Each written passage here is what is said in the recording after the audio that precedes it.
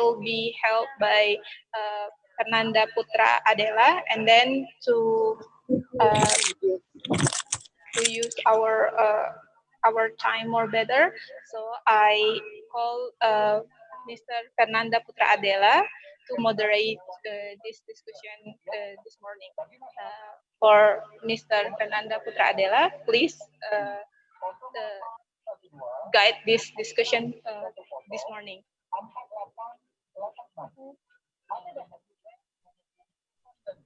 Hello.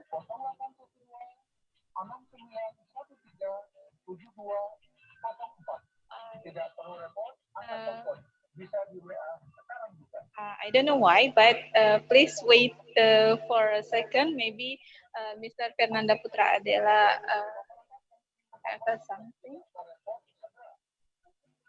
And then please to all the participants to mute the audio when the discussion ketika berlangsung. Wait for a second, I will call Mr. Fernanda Putra Adela.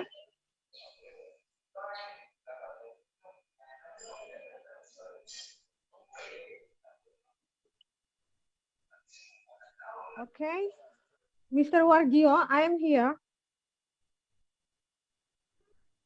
Okay, Dr. Alita, Yes. thank you very much for your time joining this our program. Okay, thank you. All right.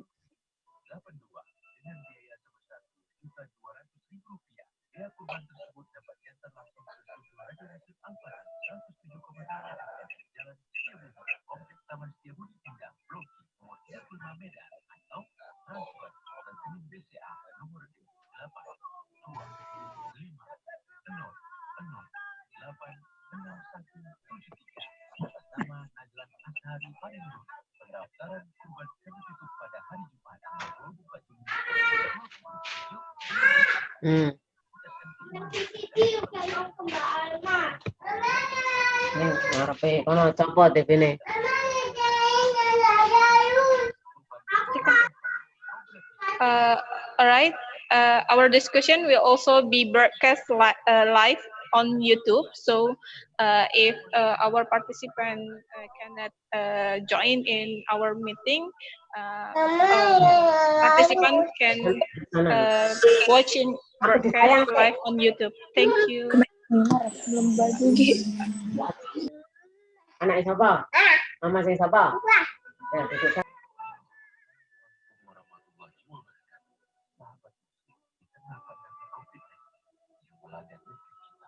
Khususnya Medan dan sekitarnya, sehingga banyak guru ngaji dan ustaz kita yang sudah sekolah ini hanya di rumah saja karena ditutupnya semua majelis. Untuk itu, selama wabah COVID-19 ini, Radio Muslim Al-Fatih 107,3 FM lewat program Al-Fatih Berusaha patungan buat umat mengajak sahabat Muslim semua yang memiliki kelebihan rezeki untuk menyisihkan sedikit dari rezekinya untuk membantu guru ngaji dan ustaz kita yang tidak berpenghasilan lagi karena harus stay at home. Donasi sahabat Muslim tidak mesti berupa uang. Donasi juga dapat sahabat Muslim berikan dalam bentuk barang seperti sembako dan lainnya. Untuk barang sahabat Muslim dapat antar langsung ke studio Radio Muslim Al-Fatih 107.3 FM. Mr. Wargio? Ya, Dr. Elita. Nanti saya presentasi menggunakan itu ya. Saya presentasi sendiri. Insya Allah oke. Oke. Never mind. Thank you. Alright.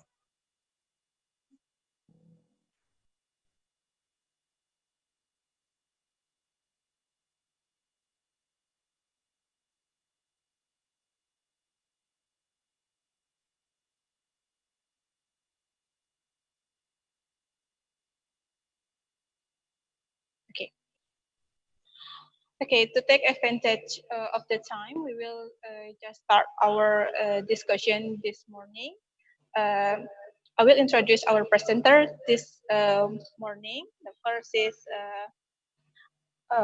Muhammad Khairul Hidayatullah, Assistant Lecturer from UNISA, Brunei Darussalam. And then Dr. Dedi Iskandar Batubara, pengurus wilayah Awasiyah Sumatera Utara, Awen Ong, sociopreneur or founder MOWI Indonesia, Dr. Razali Othman from Wazan, UPM, Malaysia, Dandis, Executive Director of SIT Forcom, Philippines, Abdul Razak Panamalai, Walailak University, Thailand, Dr. Mustafa Ahmad, MDN Kelantan, Malaysia, Cahyo Septiono, Director of Balairung Network, Policy, Research and Consulting, Dr. Elita, University of Tanjung Pura, Pontianak, and Dr. Warjio, University of Sumatera Utara, and our moderator, Fernanda Putra Adela, ESOS, Lecturer of Political Science, University of Sumatera Utara. Once again, I will call Mr. Fernanda Putra Adela. Are you here now? To open this discussion and guiding this discussion. Hello?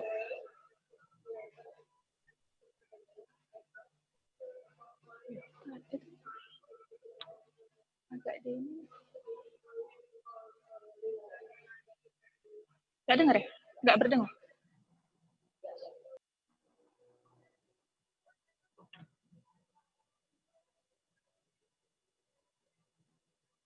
Alright, Siti, maybe Alright. you could Yes. handle directly. Yes. Okay. Alright. Okay, to take advantage of the time, we will just start our discussion this morning. And then the first present speaker will be held open by Mr. Warjio. Please come, Mr. Warjio. Alright, thank you very much, Siti, as Master of Ceremony and as moderator for our program in the webinar Internasional about the green earth, the role and challenge Southeast Asian, and all the participants and the panelists. Thank you very much for your time joining in our programs. So I think this is the great program that we will discuss about hot issue in our pandemic in these times. All right, all the panelists, I do really happy because this is the result for our discussion, especially about this issue. I do really thanks for our friend, my colleague, Dandes from the Philippines, Dr. Rajali Othman, as a director of Wajan, Muhammad Khairul Hidayatullah, Haja Basir, Alwin Ong, and Abdul Rajak Panamalai from the Thailand, and Mr. Cahyo and Mustafa Ahmad. He is a member of the Malaysia Dakwah Negara MDN from the state Kelantan, Malaysia, and my best colleague, Dr. Dedi Batubara. He is a head of Al-Wasliya NGO'S from the North Sumatra province, and of course, our presenter from the Indonesia too, I think, and all the participants and panelists. In this case, I try to present my slide. The title is about the challenges and the role of the NGOs through the pandemic COVID-19. The firstly, aim of the presentation is exploring COVID-19 crisis response in ASEAN member states. The secondly is about the exploring impact of the COVID-19 in ASEAN, and the thirdly is exploring challenges and what is the role about this. All right, maybe good next slide. All right, Okay, in the COVID-19 crisis response in ASEAN member state, so based on our map that I will present, so as the rate of the infection rose in the Southeast Asia, the impact of the pandemic brought immediate interruption in all sectors of the economic activity, primarily by containment measure imposed through lockdown, community quarantines, temporary business and school closures, necessitating social protection for the vulnerable population and measure to the further assist SMS and other affecting film. So we know there is a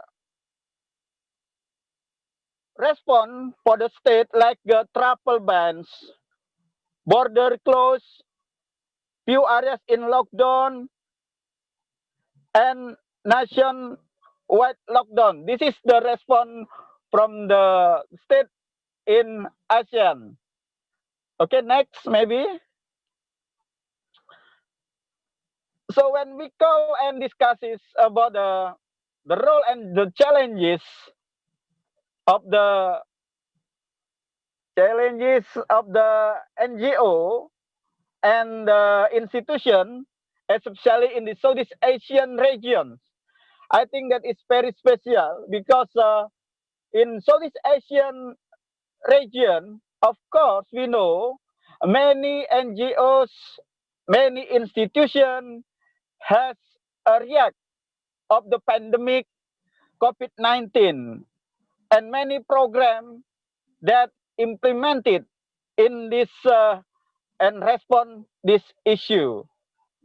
Okay, based on my presentation, okay, maybe next slide. So we could look at the wages, poverty, and health in the time of the COVID-19 in the Southeast Asian focus. Like in Indonesia, maybe, Malaysia, Filipina, Thailand, and of course, and like Myanmar. So I think we have many challenges and role that we could doing for this time. Next.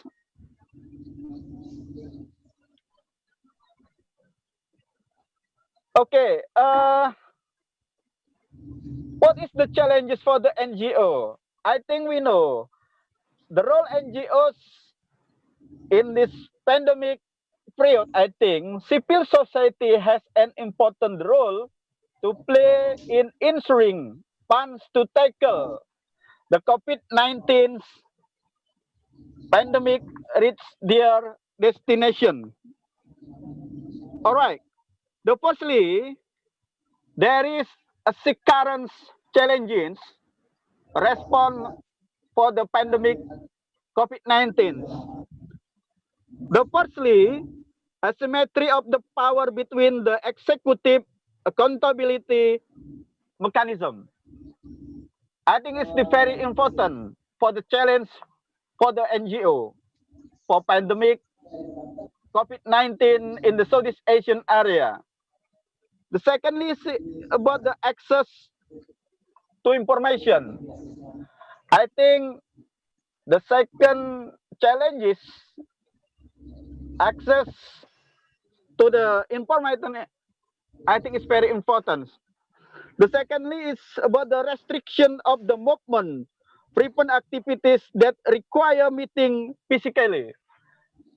Because some states has lockdown and closures, school, university, and the office. I think that is the challenge for the NGO to meeting for the official. And fourth, I think it's about the online services are costly in countries which impose social media taxes.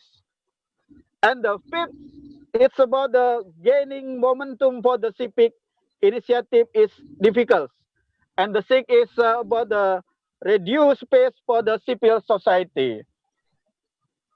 So for our panelists, participants, it is very important to how to know about the challenge for the NGO to react the pandemic COVID-19. How about the opportunities? Okay, the next slide. For me, I think we have 5 opportunities for the NGOs and institutions. The firstly, I think potential for widespread engagement. The secondly is about potential to increase legitimacy of the civil society. And the thirdly is about a building of new lines. And the fourth is about increase in information. And the last is about exploring platform for digital civic engagement. All right. Our panelists, our participant, we know in Indonesian case, Sorry, sir. startup. Remind the presenter only 5 minutes late. All right. In Indonesian case, startup, crowdfunding platform, and non-government organization have established a charity program to help those who have lost their livelihood as a result of the partial. And we know the program like this konser musik di rumah aja and crowdfunding platform, I think it's very important, especially in Indonesian case. All right, the last slide, I think. So, we have many NGO that implements the program how to handle COVID-19 in the Southeast Asian region. In Muhammadiyah, I think in Indonesia, Muhammadiyah Disaster Management Center has a program to handle to COVID-19. And of course, in Thailand, in Philippines, in Malaysia, and another countries, I think. So hopefully in this discussion, we could see many program from the NGO to handle it. All right, thank you very much for our meeting, our webinar in this morning. Thank you, terima kasih, Kopkun Krab, and selamat. Thank you. Okay, I will give time to the moderator, Siti. Thank you. Itu pun kemarin dilaksanakan itu, tingkat respon anak kan nggak ada. Mr. Warjo, and then remind the participants to turn off or mute the audio, please. Okay, to advantage the time, please welcome to Mr. Dandis to present the presentation now. Mr. Dandis from Executive Director of SIT Forcom Philippines. Okay, thank Please you. welcome. Okay. Yes. Assalamualaikum. Waalaikumsalam warahmatullahi wabarakatuh. Warjo for Waalaikumsalam, my friend. This opportunity to connect globally. Although we are asked to be in social distance in this time of pandemic, but with the digitalization, this also leapfrog our way to connect with people, not only local, regional, but in the Southeast Asian region. So this is how digitalization has an advantage. Okay, so I'll present to you our organization's role. And every one of us has been affected with this coronavirus pandemic. And what is our role here as an NGO? So could you go to the next slide, because I'm not the one controlling. Next slide, please. Yeah. So can we go to the next slide?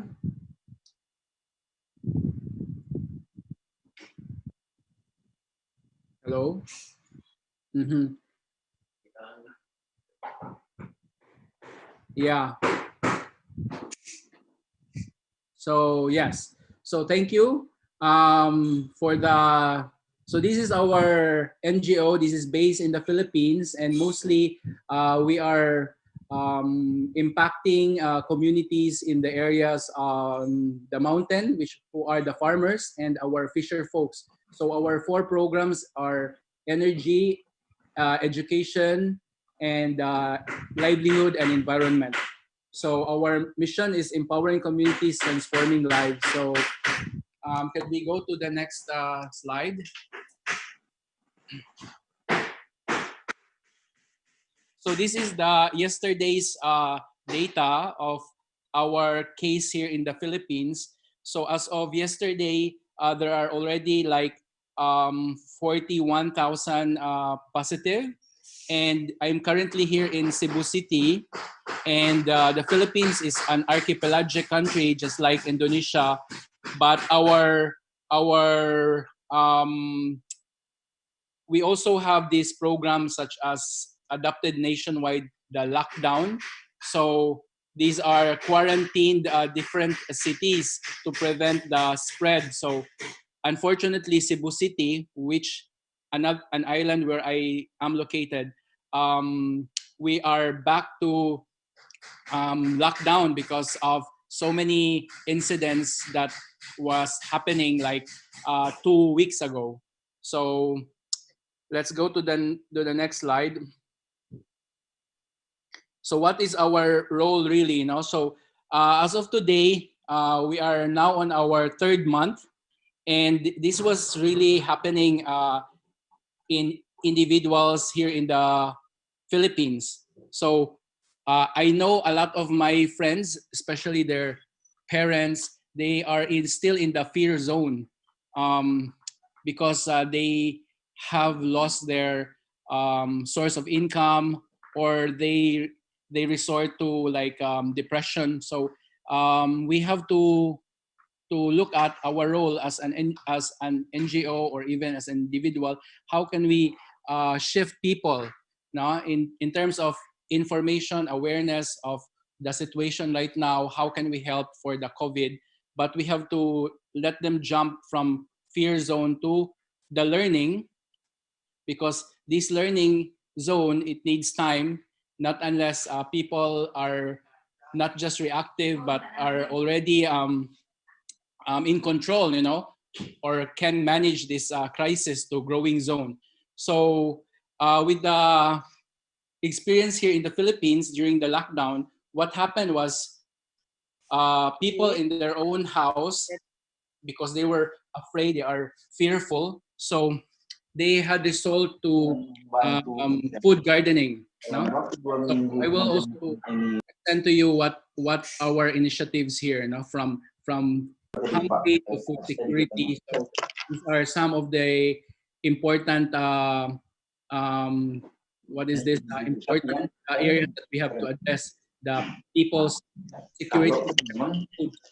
And aside from battling this COVID, because this is really a medical and health issue, we have to respond how this can be treated. No, so this is a global issue, so there should be a global cooperation. All efforts to pandemic and come up with this vaccine as soon as possible.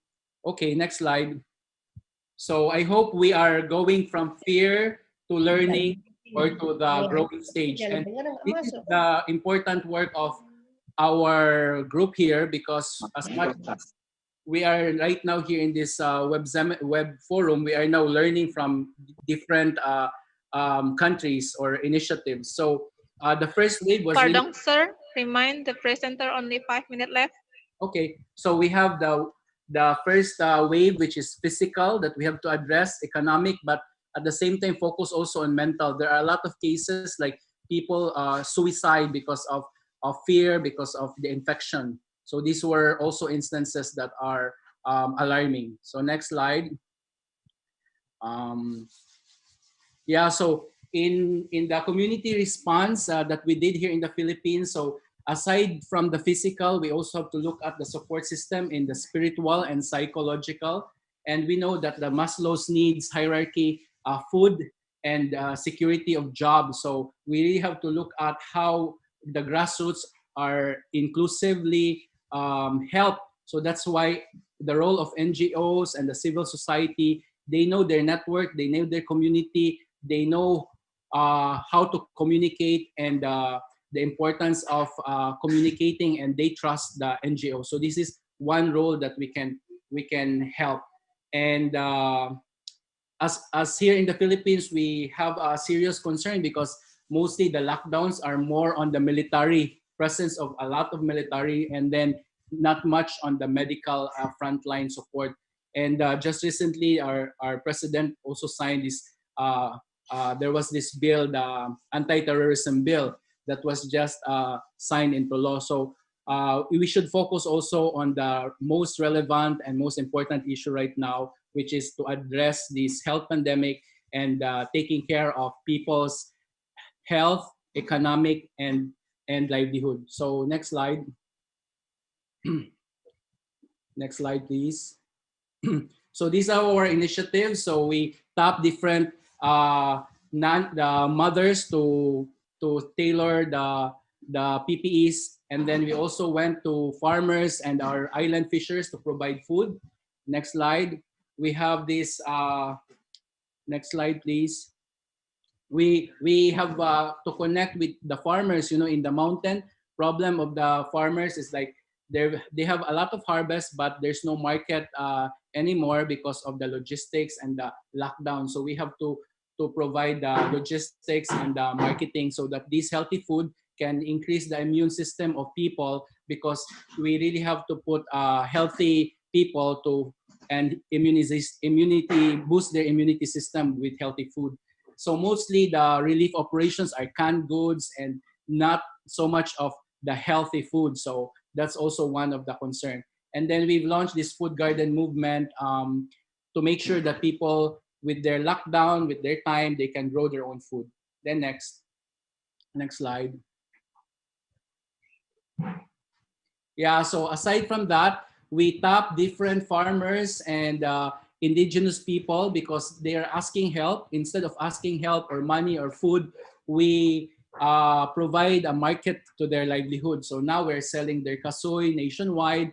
Then now they're planting seaweeds because these remote or IP communities, they are not really affected with the coronavirus, only urban cities because of the more movement of people, you know. So these are very apparent in the experience here in the Philippines. Next slide.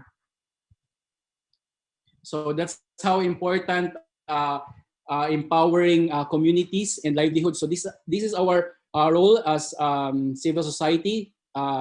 Our role is to represent and also watchdog in terms of policies, in terms of the corona funding in the country. We have so many grants, loans. So we really as a third sector of society accountable. We have to account for these coronavirus or emergency powers which countries are doing. And as I said, communication and trust is important. So next slide. So this is the leadership role from mobilization to stabilize and strategize. So with these 3 months, I hope we can help in the strategy with local government, private sector to address inclusivity with the affected vulnerable communities. And the last slide will be, yeah, next slide. Yeah, so these are the, go back please, the previous slide. So the four, can you go back to the four? Yeah. So these are our future role. Next slide. Next. I think second to the last slide. Next slide. That one. Please hold it. So this is our role right now, is to look at the environment in regulation, especially on laws because of this pandemic. And then CSOs, we have the right to participate in decision making. And then also our third is the political harassments in the human rights. And it was also mentioned we don't have any more space to do social activism, so there should be a space. And lastly, funding, because a lot of funds from the INGO, international NGO, this and also local NGO will have difficulty in funds. So we have to look at a different model. So thank you very much, and good day. Thank you very much for this list. Remind the participant to turn off the audio. And then, sorry if the speaker has a short time to explain his presentation. We hope to have a longer discussion after all material presentations are finished. Okay, next we will to go to next speaker is. Can you hear your voice, ma'am? Yes. Your voice. Can you voice up your? Your sorry. Okay.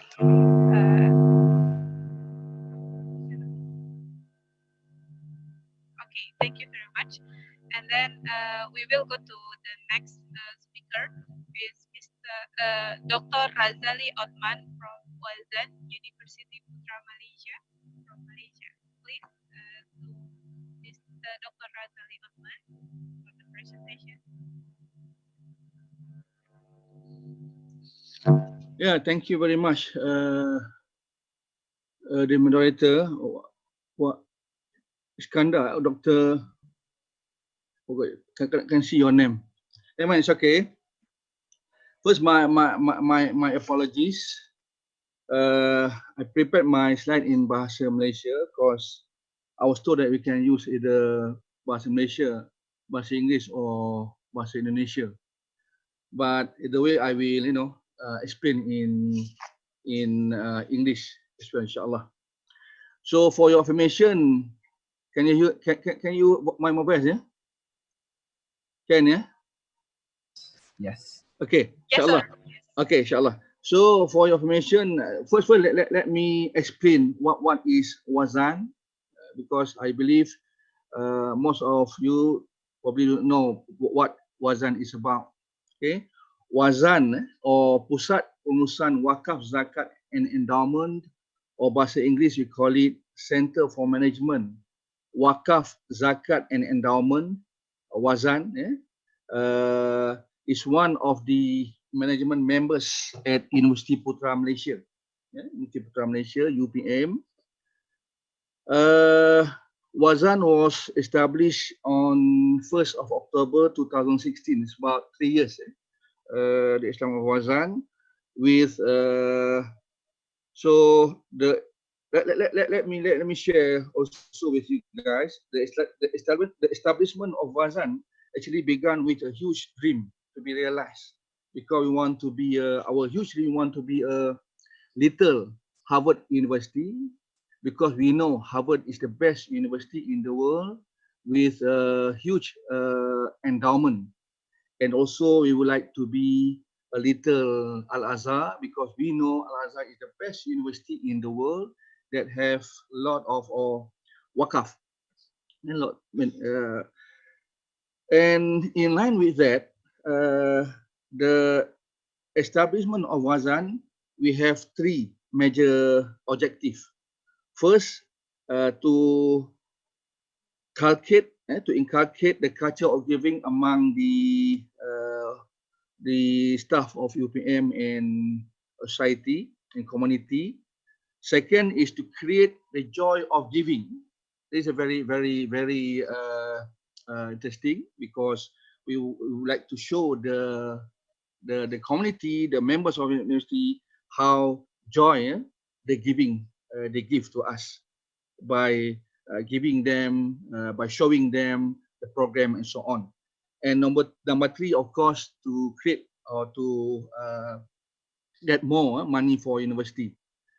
So during or throughout the COVID pandemic, COVID pandemic 19 started in 18 April, Wazan has launched 7 initiatives to help the university. In other words, to complement the university that what the university have done to our staff. Among that, first is we have established the what it call it with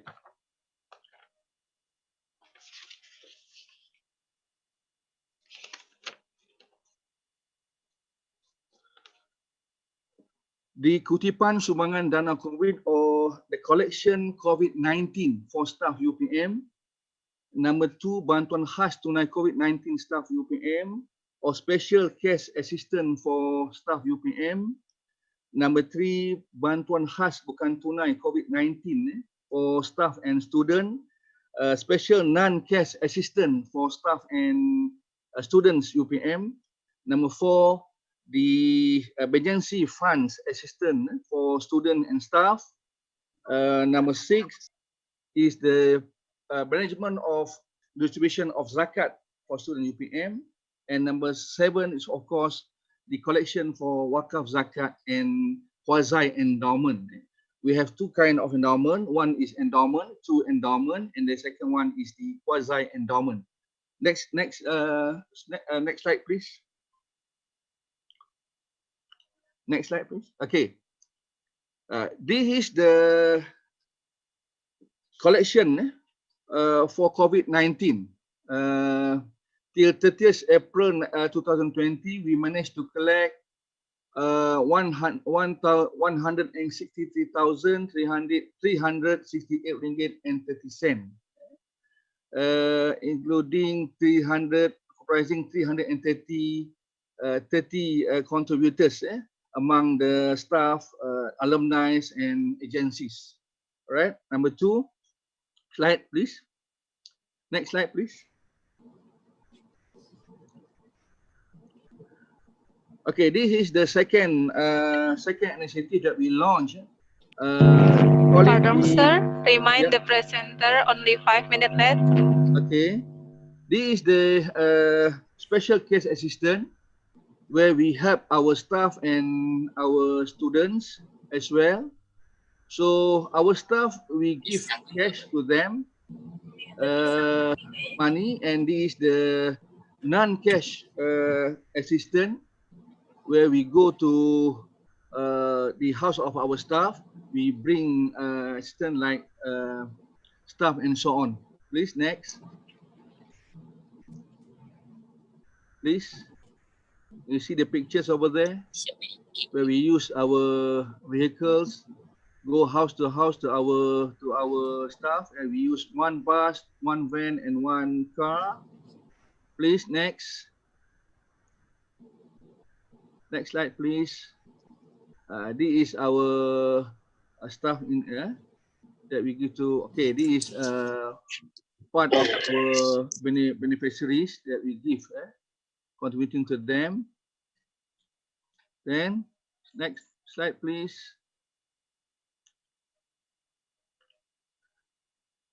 Okay, this is the emergency fund assistance for student and staff.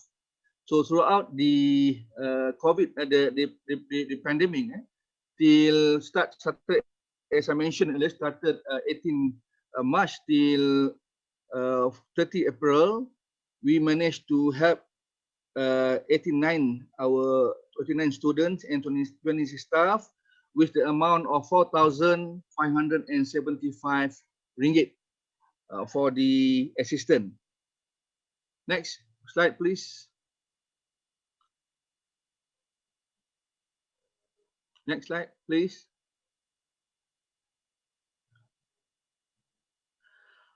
This is the zakat distribution for our students, and again started from 18 March to 30th April. We distributed about to 605 students with the amount of 277 ringgit 361 cent. And last week we check all the amount that we distributed reaching 500,000 just for the student. Next slide, please.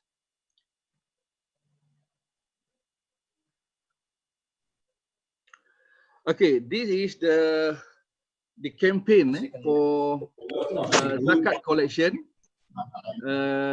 for staff and alumni and our community at Serdang UPM. This is the part of the banners that we use to attract them to give to contribute to University Putra Malaysia, especially to Wazan UPM. Please next. Okay, in March, in May, we also launched a special program. We call it Ziarah Ramadan, where we have 132 per student in Malaysia, UPM student in Malaysia, where we next slide, please. 123 students with the amount of 250,000 ringgit. 250,000 ringgit for our poor student in the whole Malaysia, including Sabah and Sarawak. And all together, for your information, during the pandemic, we spent almost 1 million ringgit from the dana from wakaf, zakat, and endowment. From wakaf fund, zakat fund, and of course the endowment funds, as I mentioned earlier. Again, next please. Okay, this is the new fund that we give to Masjid UPM, where we buy a special tools for the smart temperature, where we use for the Masjid UPM. Inshallah, we plan to give another 10 same tools to faculty and of course to our hospital at UPM. And it's very helpful in terms of management of people, in this case, of course, for Jama'ah to Salat. Next slide, please.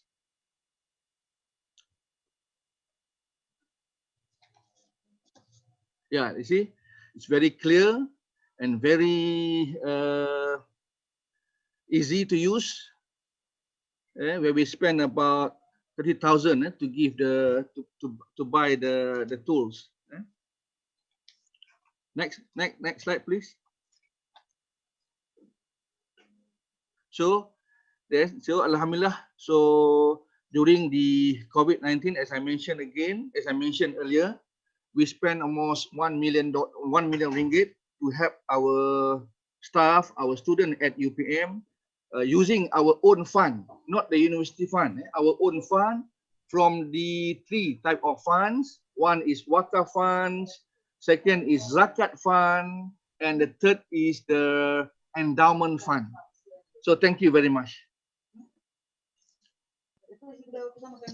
Yes, thank you very much for Mr. Othman.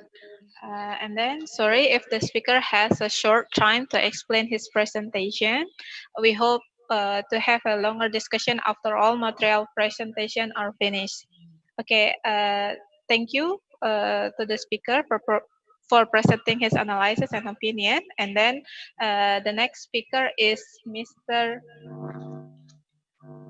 Dr. Dedi Iskandar Batubara from Pengurus Wilayah Awasliyah Sumatera Utara. Please to Mr. Dedi Iskandar Batubara. Bismillahirrahmanirrahim. Assalamualaikum warahmatullahi wabarakatuh. Good morning. Okay. Thank you very much. I have I have a time to presentation about COVID-19 issue in this session in the webinar Internasional. Special thanks for Mr. Warjio. Sorry, Mr. Dedi, Yeah? your speaker is mute. Maybe you can unmute your speaker. We cannot hear Okay. your voice. Mr. Okay, Dedi, dengar? your voice cannot hear now. Okay, thank you. You need to unmute your speaker. Ya, oke. Ah, maaf, Pak Dedi, di unmute dulu speakernya karena kami nggak dengar. Iya, sudah. Silakan Pak. Oke. Silakan dimulai. Okay, sorry. Thank you very much. Assalamualaikum warahmatullahi wabarakatuh. Good morning. Thank you very much. I have a time to presentation in this session in the webinar International about COVID-19. And I want to presentation in Indonesian language. Special thank for Mr. Warjio. My lecture, my promote. Thank you very Saya much kira too, Mr. pagi Dedi. hari ini saya ingin menyampaikan beberapa hal terkait dengan peranan Al-Jam'iyatul Wasliyah atau Al-Wasliyah, the biggest civil organization in the North Sumatra, terkait dengan peranan Al-Wasliyah dalam memutus rantai penyebaran COVID-19. Saya ingin membagi kepada 3 variabel utama agar kita bisa lebih memahami terkait dengan fenomena COVID-19 di Indonesia. Yang pertama, grafik perkembangan penularannya. Yang kedua, istilah NGO atau organisasi menurut kebiasaan masyarakat kita. Dan yang ketiga, klasifikasi terkait kelompok masyarakat dalam menyikapi pandemik. Pertama, saya ingin menyampaikan dulu terkait dengan grafik penularan COVID-19 di Indonesia. Saya mengupdate informasi yang disampaikan oleh gugus tugas Pemerintah Republik Indonesia 5 Juli 2020 sampai dengan pukul 12 kemarin siang, bahwa terdapat 63.749 yang positif, sembuh 29.105 dan meninggal 3.100. Tersebar di seluruh wilayah Indonesia di 34 provinsi dan 453 kabupaten kota. Para panelis dan para penyimak webinar yang berbahagia, saya kira mari kita masuk dulu kepada pemahaman agar kita bisa satu persepsi melihat posisi Al-Jam'iyatul Wasliyah sebagai sebuah organisasi kemasyarakatan di Indonesia.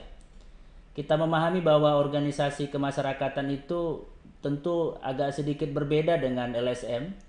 Organisasi kemasyarakatan itu dibentuk oleh masyarakat dan kemudian dia punya infrastruktur organisasi yang sampai ke tingkat level terbawah, dan juga kemudian dia sebagian besar barangkali ada yang berdiri bahkan sebelum Indonesia merdeka, termasuk diantaranya adalah Al-Wasliyah. Sementara LSM adalah organisasi yang didirikan oleh perorangan atau sekelompok orang yang secara sukarela memberikan pelayanan kepada masyarakat tanpa tujuan untuk memperoleh keuntungan dalam kegiatan tersebut. Tapi saya ingin memahamkan kita bahwa posisi organisasi kemasyarakatan dan LSM ini kita persepsikan bersama dengan istilah NGO. Di Indonesia, khusus di Sumatera Utara, saya kira ada 3 kelompok masyarakat dalam menyikapi pandemik COVID-19. Pertama, ada kelompok yang kita sebut kelompok patuh, yaitu mereka yang orang-orang sangat serius mematuhi semua protokol kebijakan yang dikeluarkan oleh pemerintah dengan mereka secara sukarela menerapkan pola hidup yang sehat sesuai dengan standar yang diperintahkan. Dan saya kira pada kelompok ini terdapat sebagian besar diantaranya adalah masyarakat yang berpendidikan, kemudian tinggal biasanya di wilayah perkotaan, dan mereka menerima cukup banyak informasi terkait dengan COVID-19. Kelompok yang kedua adalah kelompok yang hati-hati. Kelompok yang ini mereka memahami dan mengetahui bahwa COVID-19 itu berbahaya, tapi karena kondisi sosial ekonomi yang sedang mereka hadapi, kemudian mengharuskan kelompok dan orang-orang ini tetap beraktivitas di luar rumah.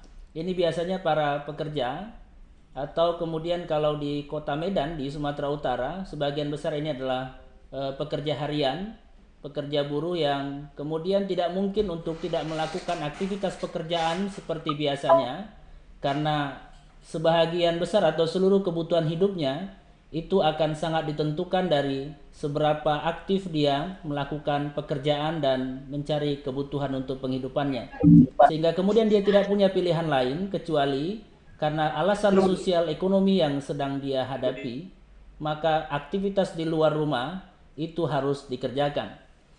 Kemudian kelompok yang ketiga adalah kelompok yang abai. Ya, masyarakat yang mengetahui bahaya COVID melalui pemberitaan, namun karena tidak melihat langsung semua bahaya yang disosialisasikan dan disampaikan itu, mereka menyikapinya dengan biasa-biasa saja. Dan ini biasanya masyarakat yang tinggal di daerah-daerah yang tidak terjadi penyebaran COVID dan belum ada bukti yang mereka temukan atau belum ada korban yang mereka persaksikan secara langsung akibat yang ditimbulkan oleh COVID ini. Dan ini biasanya masyarakat di wilayah pedesaan yang meskipun mereka tahu bahwa bahaya COVID itu ada, tapi karena mereka tidak melihat secara langsung bahaya yang ditimbulkan itu, mereka menganggapnya seperti persoalan dan kasus biasa-biasa saja. Selanjutnya, apa peran dan fungsi organisasi dalam menangani COVID-19? Tuan Puan dan kita semua. Pardon, sir. Remind the presenter only 5 minutes left. Oke. Maaf, Pak. Waktunya tinggal 5 menit. Siap. Ya. Ada dua tujuan peran fungsi NGO dalam menangani COVID. Yang pertama saya kira termasuk diantaranya Al-Wasliyah menjadi kepanjangan tangan dari pemerintah dalam mensukseskan berbagai program dan kebijakan yang dibuat. Kemudian yang kedua sekaligus menjadi inisiator untuk menghimpun dan menyalurkan bantuan kepada masyarakat. Inilah peran yang juga dilakukan oleh Al-Wasliyah. Beragam bantuan yang oleh pemerintah disediakan, kemudian organisasi seperti Al-Wasliyah itu menjadi penyalur dan pemberi penyampai kepada masyarakat terdampak. Termasuk juga ikut menyalurkan dan menghimpun bantuan. Al-Wasliyah Sumatera Utara pada 3 bulan terakhir ini sudah berhasil menghimpun dana begitu besar dan menyalurkan kepada tidak kurang dari 2.000-an paket bantuan. Yang tujuannya tentu saja adalah memutus mata rantai penyebaran sekaligus meringankan beban masyarakat akibat dampak pandemi COVID ini. Ada 3 fokus juga yang dilakukan oleh NGO menurut saya dalam menangani COVID ini. Pertama, pada bidang pendidikan, senantiasa melakukan sosialisasi terkait dengan social distancing dan physical distancing. Kemudian melakukan penghentian terhadap semua kegiatan yang menimbulkan kerumunan massa dan sosialisasi hidup sehat di masa pandemi. Yang kedua yang juga dilakukan oleh para NGO yang fokus di bidang kesehatan, diantaranya penyemprotan disinfektan, pembagian cairan pembersih atau hand sanitizer, dan penyerahan alat pelindung diri bagi tenaga medis. Dan yang ketiga fokus di bidang ekonomi, memberdayakan masyarakat melalui produksi. Saya kira cukup banyak unit usaha kecil menengah yang kemudian mengambil dan mendapat manfaat dengan menyediakan berbagai kebutuhan alat pelindung diri seperti masker dan sebagainya. Sekaligus juga penyerahan paket-paket bantuan. Oke, I have a three presentation more. Kemudian yang sumber dana yang didapatkan dari internal tentu saja, karena NGO ini non-profit organization, dia menggunakan dana kas yang diperoleh melalui unit-unit usaha yang dimiliki, juga kemudian menghimpun dari masyarakat, juga seperti yang dilakukan oleh berbagai NGO dan organisasi termasuk Al-Wasliyah, dan juga pemerintah, artinya pemerintah diminta untuk ikut membantu pembiayaan beragam program yang dikerjakan oleh NGO. Yang terakhir saya kira, kesimpulan, yang pertama saya melihat bahwa NGO memiliki peranan yang sangat penting dalam semua aspek penanganan pandemi COVID-19. Dan itu meliputi aspek edukasi, pendidikan, mitigasi, proses terapi pasien COVID-19, dan pemberdayaan ekonomi masyarakat. Yang kedua, NGO di Indonesia juga punya kesamaan visi dan misi dalam upaya mengakhiri bencana COVID-19 ini. Mereka bersinergi dengan semua pihak untuk bersama-sama melakukan berbagai langkah yang konkret dalam mencegah penularan dan meminimalisir dampak pandemik dalam segala sektor. Dan yang ketiga, mereka tentu saja bekerja secara maksimal dalam semua proses penanganan COVID, bahkan pada momen yang bernuansa keagamaan, kinerja mereka terbukti lebih ampuh kadang-kadang dari pemerintah dalam melindungi warganya. Saya kira itu beberapa pemikiran-pemikiran yang bisa saya sampaikan dalam presentasi yang sangat berharga ini. Insya Allah mudah-mudahan ini ada manfaatnya. Saya juga mohon maaf barangkali saya tidak nanti bisa mengikuti webinar ini sampai dengan terakhir, karena sebagai anggota parlemen I have to end it in session meeting in a parliament because I'm a senator from North Sumatra province. And then thank you very much. Assalamualaikum warahmatullahi wabarakatuh. Morning. Waalaikumsalam warahmatullahi wabarakatuh. Thank you very much for Mr. Dedi Iskandar Batubara. And then to all participants who want to ask the question, please write down their question in the chat room. Thank you. And then the next speaker is Mr. Muhammad Khairul Hidayatullah, Assistant Lecturer UNISA, Brunei Darussalam. Please welcome to the speaker, Mr. Khairul Hidayatullah, to explain the material. Okay. Sorry. Okay, so thank you to the thank you to the moderator. Hang on, yeah. Sorry. Okay, thanks, moderator Siti Norini. Bismillahirrahmanirrahim. Assalamualaikum warahmatullahi wabarakatuh, and a very good morning to all. So I'm Khairul. I'm an assistant lecturer at the University Islam Sultan Syarif Ali. So I would like to thank to the organizer to invite UNISA, representing Brunei, to share our experience in responding to COVID-19 in this webinar. So just a brief explanation about UNISA. UNISA is a short for University Islam Sultan Syarif Ali, was established in 2007, and is the Brunei's second university and the first national Islamic university in Brunei. So as we all know, when it comes to the pandemic, more than 1.5 billion students and youth across the world are affected by the school and university closure due to the COVID-19 outbreak. So in this presentation, I will share about UNISA responses to carry on with teaching and learning activities during this pandemic, and as well as on how to address this issue, this pandemic, this crisis in the future. A brief fact on COVID-19 in Brunei. So the first COVID-19 case is actually imported case, was detected on 9 March 2020 when a 53-year-old man was tested positive for the coronavirus. And good thing about Brunei is that we did not go for the chaotic lockdown. It is because of our immediate action of the government, especially the Ministry of Health, MOH, which has been very transparent in reporting the latest status of COVID-19. And one of the ways is by updating daily on the latest COVID-19 status through the press conference, to the press release, and also reporting that on the social media.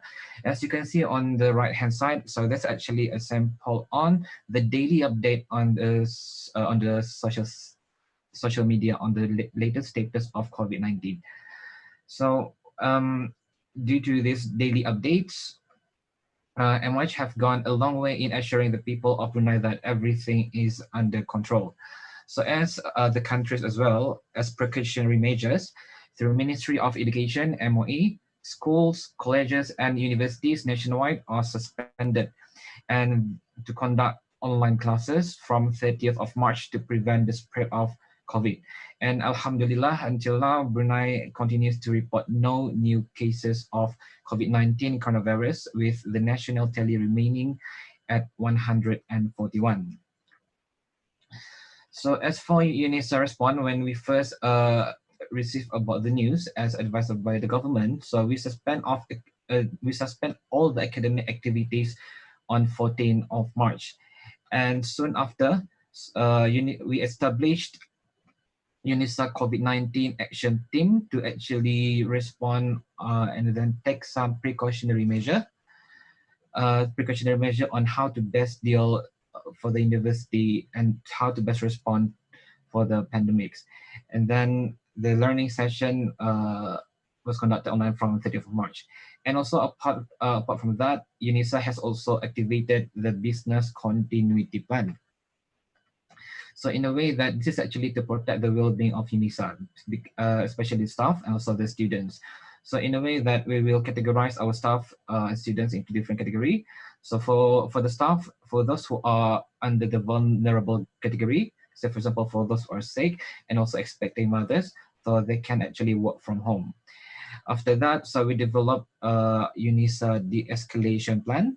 So this de-escalation plan is to actually look for our next action if COVID-19 will recover. So it's actually our next action. And then we also have UNISA COVID-19 hotline, should there be any queries for the public, the student, and the staff to find out more about the status. So this is actually to avoid from getting any false information.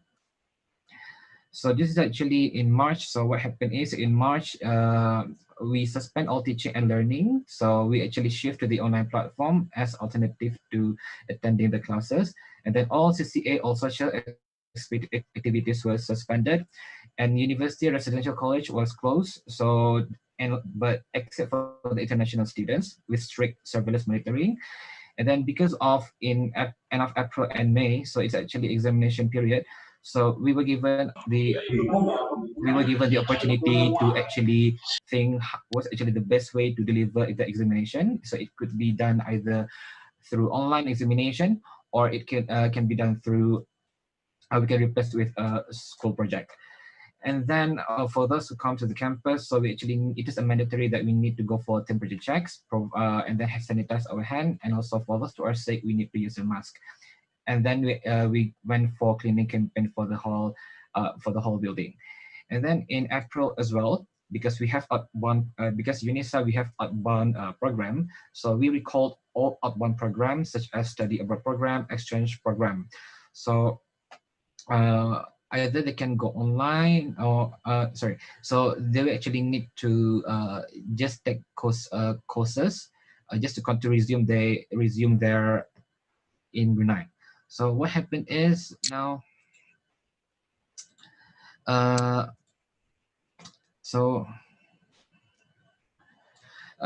then we actually have internship programs. So they actually we cancel the internship program and replace with courses, so that they will spend their 3 to 6 month internship program will be replaced with study on the campus.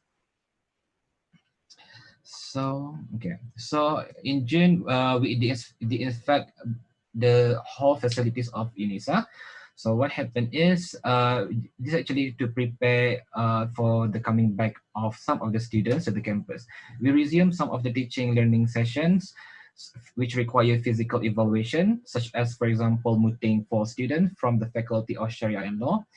And then at this stage, this is actually part of our de-escalation plan that we'll be explaining later, which is actually conducted in phases. So for those who need to attend the classes, so currently it was in June that only 40% of usual capacity is allowed, and for each lesson also lecture, only allowed a 2 hours, a maximum of 2 hours.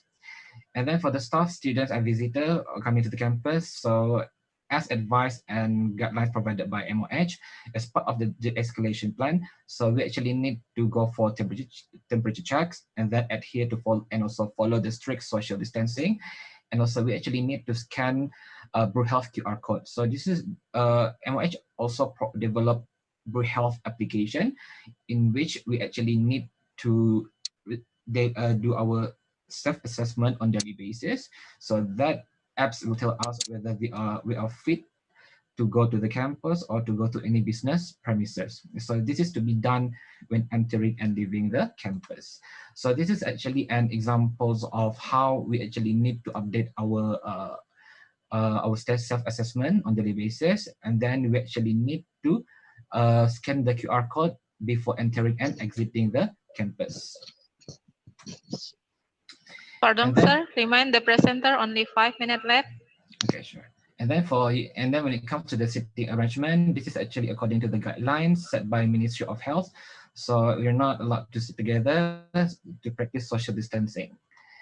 And then we also still go on with our online social activities. It is actually business as usual for religious. So it is actually being done online. So we can access this. It is broadcasted on Facebook and also on Instagram, or we can actually go on Zoom. So this is actually when it comes to the religious social activities. So in July, so we increased the capacity to 60%, and then we reopened the residential college at 30%. So previously we canceled the work attachment. Now we resume back, but with limited work attachment basis, and then limited CCA and social activities. Before our surah was closed, now it is reopened, and then our de-escalation plan continues. So as an Islamic universities, we also practice our religious spirituality as part of our sponsors, such as sembahyang sunat hajat and also doa tolak bala. So this is actually the Brew Health apps that I talk about. So we actually need to download and update our health status on daily basis before we enter most restaurant businesses, university colleges. So what happened is, after we do self-assessment, so it will give different color codes. If you are green, it means you're healthy. If you are yellow code, you are considered as mild risk. But still, you are allowed to enter the business premises, university, colleges, schools, or to join any part of the activities. But if you go for red, purple, and if it turns out to be red, purple, or blue, so you're not allowed to enter the business premises. And this is actually our de-escalation plan that I talk about, that this is actually our reopening protocol and then the guideline for the student and staff to exercise our social responsibility. So this is actually part of the de-escalation plan. So when the case was first reported, we were at level 0. It means that we were only allowed online learning.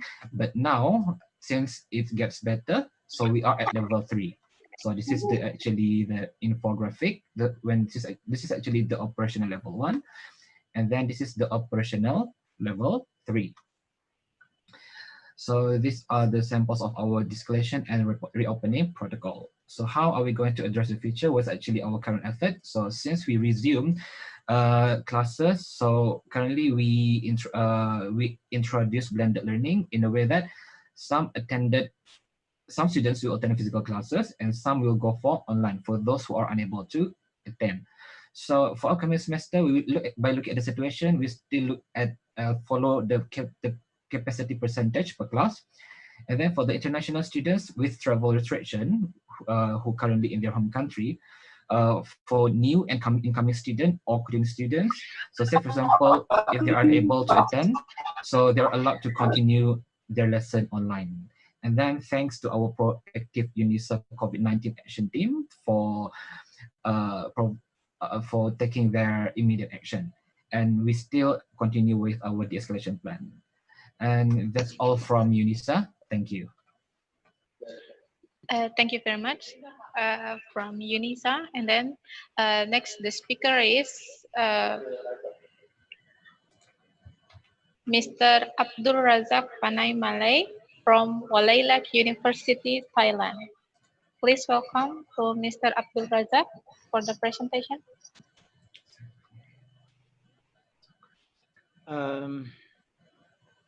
Thank you, Mr. Moderator. Terima kasih kepada tuan pengacara, and selamat pagi. Assalamualaikum warahmatullahi wabarakatuh for you all. I think I got my slide sent already to you, so please show me my title in your screen. Pak Warjo, where is my okay, slide? Sir. Yes, we still on process to. Please wait, sir. Okay. Okay. Yeah, thank you very much. Okay. Because of only me from Thailand as a presenter and participant, so may I ask for speak as a representative of Thailand. So what I want to say, what I want to present, like how the Thai government take actions and respond to the COVID crisis. So I want to share some information to you all, maybe in order to get know how Thailand, because as our information, Thailand is the top countries in serving COVID outbreaks. I mean, I think it's among the top country successfully in serving COVID outbreaks.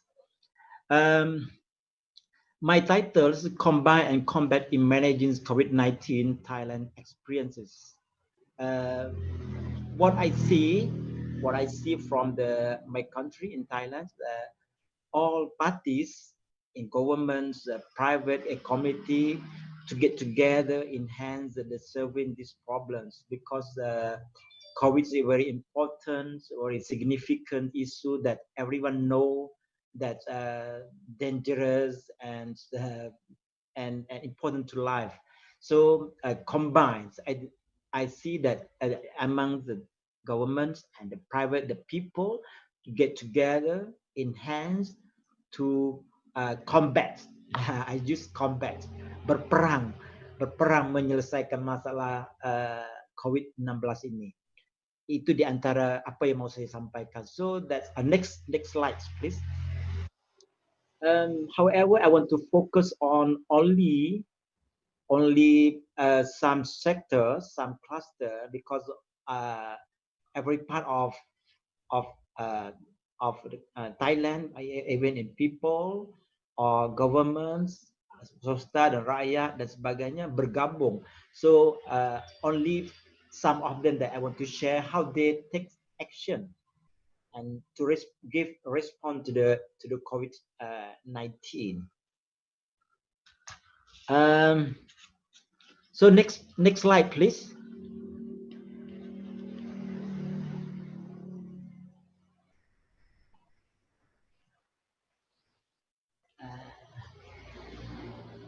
Okay, thank you.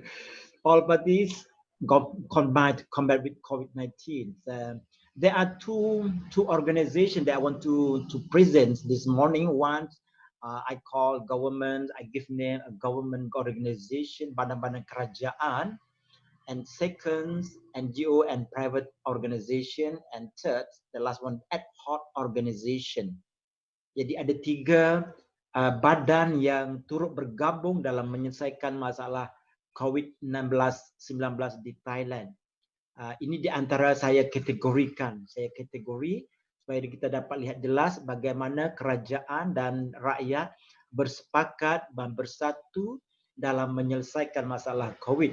Yang pertama, Badan Kerajaan, Biro Kesihatan Persekitaran, Bureau of Environmental Health. Yang ini saya akan bagi secara detail sebab pada ini. Dan yang kedua, saya dapati ada badan-badan NGO dan badan-badan yang swasta punya, private. Contohnya seperti Club of Environmental Health, private school, college, university, and community. Jadi di antara NGO ini terdapat banyak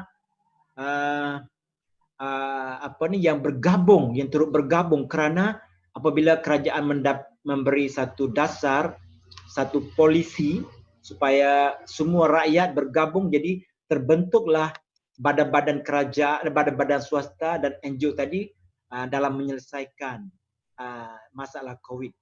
NGO dan jadi Club of Environmental Health ni ada di setiap daerah, di setiap negeri, di setiap peringkat, region dan juga pusat. Dia ada club sekarang ni, sudah ada Club Environmental Health. Dan juga demikian di kalangan institut pendidikan seperti sekolah, college, universiti dan juga komiti itu sendiri pun turut bergabung. Contohnya saya bagi contoh, kalau saya mau pergi masjid solat Jumaat, di setiap masjid disediakan pegawai untuk cek kita punya flu dan juga perlu register nama. Sebelum pada ini tidak perlu. Jadi kita langsung saja pergi masjid solat, tapi sekarang tidak berbaris. You have to take a queue for register and then check your flu before enter to the mosque. Jadi itu antaranya fenomena menunjukkan bahawa komuniti juga mengambil tindakan, take action bersama dengan kerajaan. Di sebuah sekolah pondok pun demikian. Pondok di pesantren, di sekolah kolej Islam di sini di Thailand pun mereka turut bersama dalam memberi ceramah, menasihat, keluarkan risalah, menyampaikan mesej kepada pelajar, mengeluarkan buku dan sebagainya. Bermaknanya sekolah private Islamic school di sini pun, pesantren pun juga turut prihatin masalah COVID, bukan hanya kerajaan, tapi bergabung dengan NGO dan juga. Dan yang terakhir iaitu ad hoc organization. Jadi ad hoc organization ini dinamakan Center for COVID-19 Situation Administration, CCSA. Ringkasnya, akronimnya CCSA. So if you want to see any detail, any information, current issue, statistic, you can enter, you can access from the... Pardon, sir. Remind the presenter only 5 minutes left. Okay. Jadi kita boleh lihat statistiknya, current situasinya, situasi terkini, situasi dunia dan Thailand. Di situ ada websitenya CCSA. So you can access, you can see because there are both in English and in Thai. So you can click English translation. So all information in that screen you change to the English version. So you can read from that. So ini di antara tindakan yang diambil oleh kerajaan dalam menangani masalah COVID. Ad hoc organization ni, CCSA ni muncul di kaca TV setiap hari, memberi laporan terkini berapa orang jumlah pesakit dalam yang dijangkiti COVID baik di Thailand maupun di luar negara. Jelas, complete. So all our participants want to follow, you can access from that website CCSA. Okay, next slide.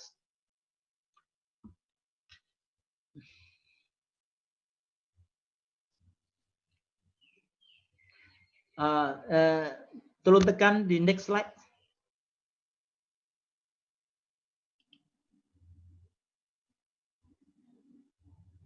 Pak Warjo. Sorry, sir. Maybe like the slide. Okay. Kalau gitu saya tunggu sebentar slide yang seterusnya. Jadi apa yang saya mau tekankan sini? Yang pertama, government organization. Saya mau memberi sedikit maklumat tentang Biro Kesihatan Persekitaran ini telah berfungsi sebenarnya wujud sebelum wabak COVID lagi, sebelum COVID lagi 19, biro ini telah pun wujud dan sedia ada. Biro ini di bawah Kementerian Kesihatan, di bawah jabatan kesihatan awam. Jadi biro ini telah pun lama tertubuh. Jadi kalau kita melihat dalam biro ini sebenarnya ini telah saya seterusnya ini saya telah bahas tadi. Okey, ini ya, stop. Ya. Ini biro ini telah ditubuhkan sejak tahun 1997 lagi, sebelum COVID lagi. Bermaknanya kerajaan Thailand itu sangat mengambil berat tentang kesihatan. Kesihatan di sini tidak hanya mengenai wabak penyakit sahaja, tetapi kesihatan yang merangkumi semua keseluruhannya. Next slide.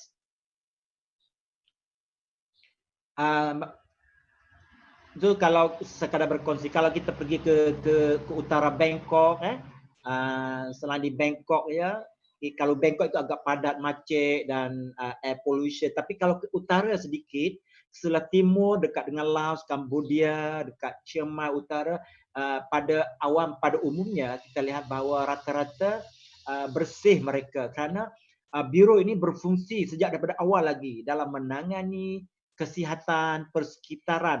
Persekitaran di sini termasuk makanan, diri, nyawa, badan, obat-obatan, air, udara dan keseluruhannya yang berkaitan dengan environment dan persekitaran. So, apabila COVID datang, maka Biro Kesihatan Persekitaran ini mengambil tindakan yang agak yang agak menonjol dalam masalah ini. Karena saya lihat baru-baru ini mengadakan seminar, mengadakan simposium, mengadakan forum, memberi maklumat terkini bagaimana menangani masalah kesihatan di kalangan rakyat dan supaya rakyat itu bangkit dan sedar. Ini menunjukkan bahawa biro ini sangat berfungsi dalam menangani masalah COVID ini. Dan biro ini adalah biro kerajaan di bawah Kementerian Kesihatan. Kalau kita lihat dalam slide ini, pada tanggal 4 Julai itu adalah diisytihar sebagai Hari Kesihatan Persekitaran. Jadi setiap hari baru berlangsung ya. Ini 6 kan? 6 Julai. Ini berapa hari? Ini 8 kan? 8. Jadi 4 Julai baru ini kita berlangsung Hari Kesihatan Persekitaran. Okay, next slide.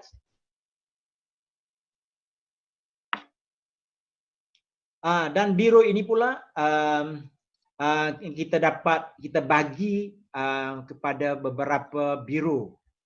Kluster kesihatan tadi, maaf, kita bagi kepada biro yang saya bincangkan ni. What I want talking here today is the first Bureau of Environment Health. Tapi di samping itu ada biro makanan, biro air, kebersihan air, dan apa ni? Dan Health Impact Assessment Division. Yang keempat, Public Health Law Administration Center. Yang kelima, Research and Laboratory Development Center. Ini di antara biro-biro kerajaan yang terlibat dalam menangani masalah persekitaran, kesihatan persekitaran. Tapi biro yang pertama itu, Bureau of Environment Health itu terlibat secara langsung dalam menangani COVID. Di samping itu, di peringkat regional level Environment Health Cluster ni ada 15 cawangan di seluruh negara Thai. Jadi kerajaan memberi perhatian kepada setiap daerah, setiap region di Thailand supaya sama-sama menangani masalah COVID. Pardon, sir. The time is end now. Finish. Okay. Sebagai conclusion, my conclusion is you can see how the Thai government take actions and give a response to serve these problems very well. So between governments and the people to get together in serving this problem. So thank you very much. Assalamualaikum warahmatullahi wabarakatuh. Waalaikumsalam warahmatullahi wabarakatuh. Thank you.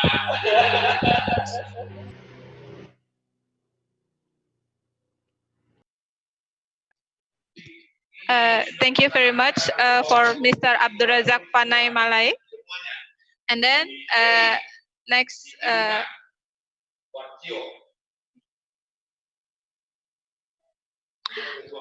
all right, to all participants, want to ask, please write down the question in the chat room, or later we will give to ask the speaker directly. And then the next speaker is Dr. Elita from University of Tanjung Pura, Pontianak. To Mrs. Dr. Elita, please welcome to the presentation. Okay, thank you to moderator. To the host, please allow me to share my PowerPoint. Assalamualaikum warahmatullahi wabarakatuh. Good morning. At best wish for us, did everyone hear my voice? Sultan, wait a minute, sir. Yes. Did everyone hear my voice? Yes. Yes, of course. Okay. Yes.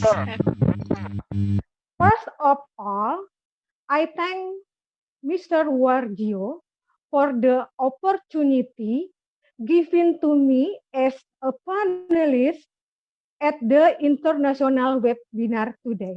Thank you very much, Mr. Dr. Wargio. All right, thank you.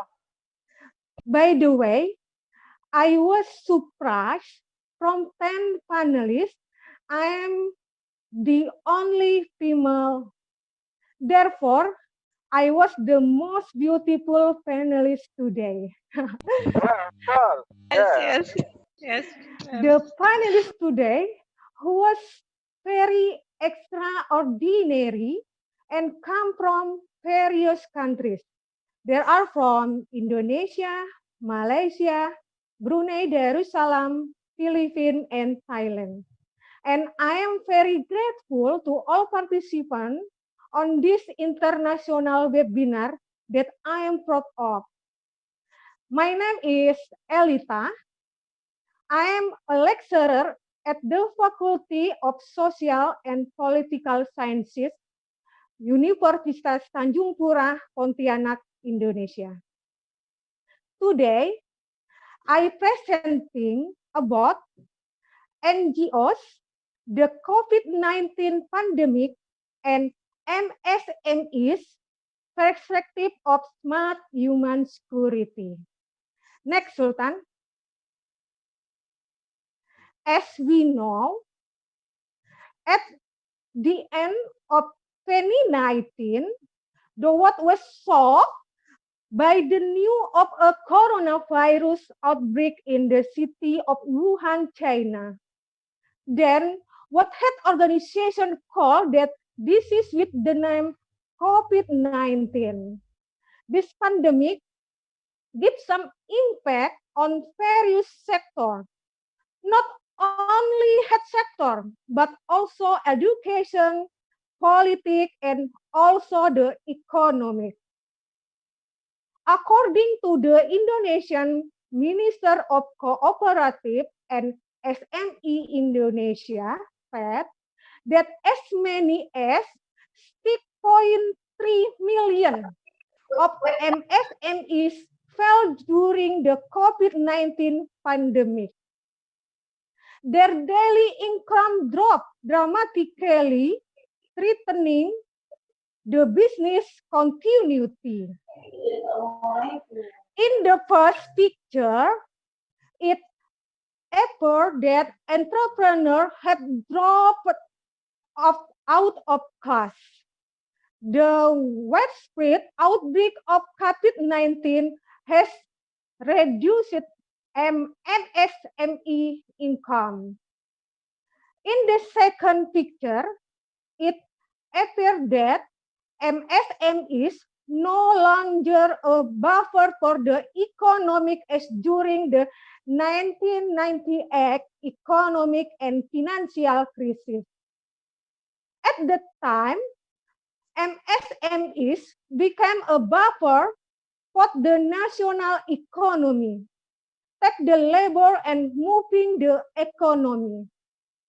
while in 2008, during the global financial crisis, MSMEs remained strong in sustaining the economy. However, this sector cannot withstand the crisis caused by COVID-19. Regulation from the government to implementation physical distancing and reduced activities outside the home during the COVID-19 pandemic, then giving some decrease in demand of physical market.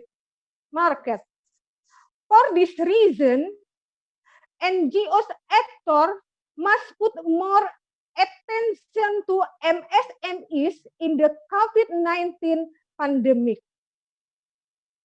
To deal with the impact of COVID-19 on MSMEs, there is a very important actor, namely NGOs. Based on this, I will state the model of NGOs actor role in handling the impact of the COVID-19 global pandemic in MSMEs in perspective of smart human security. Next, Sultan.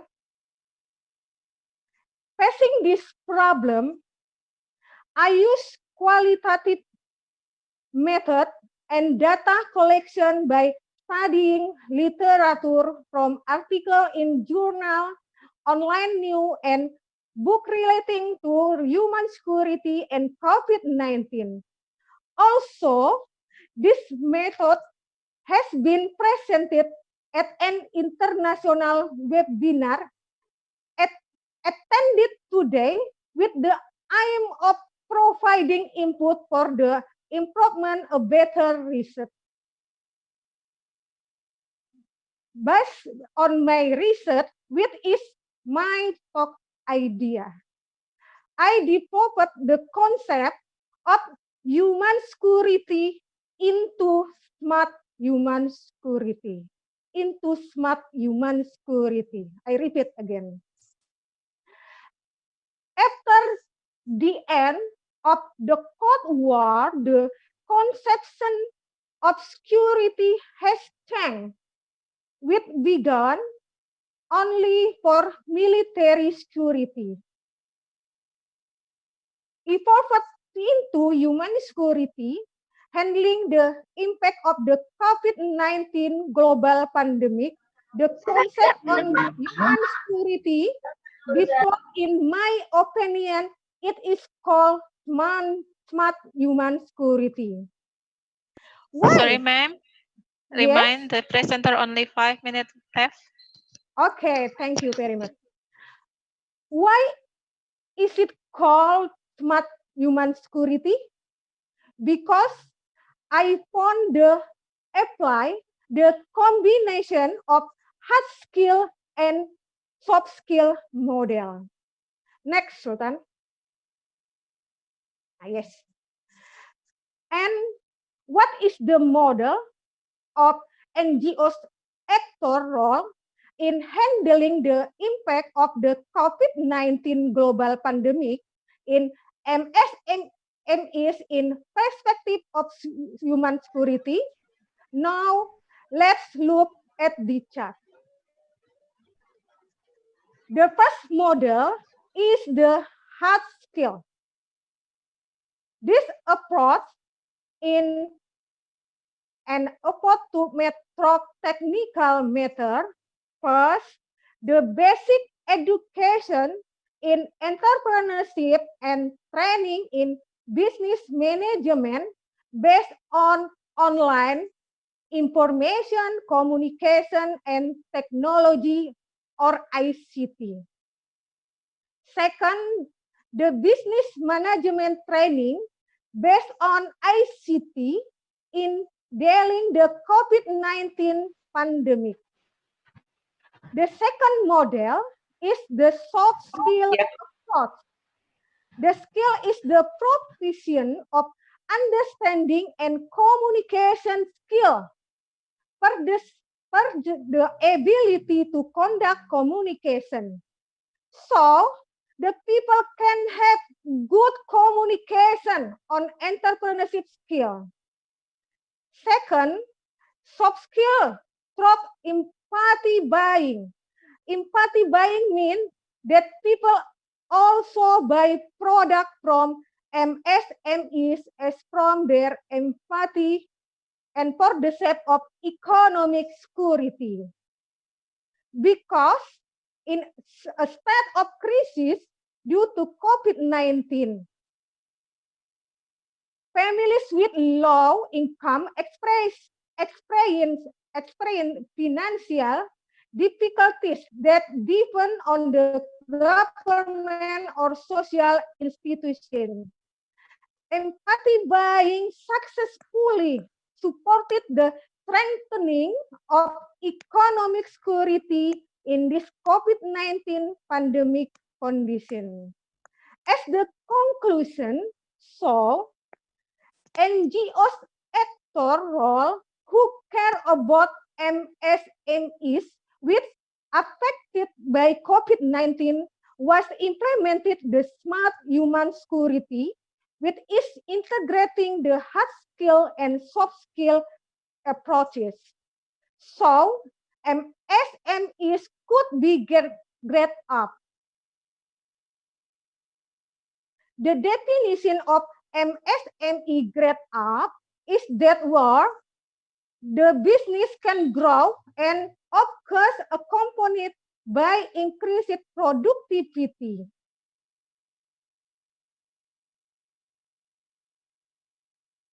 Okay, it is all my presentation. Next, Sultan.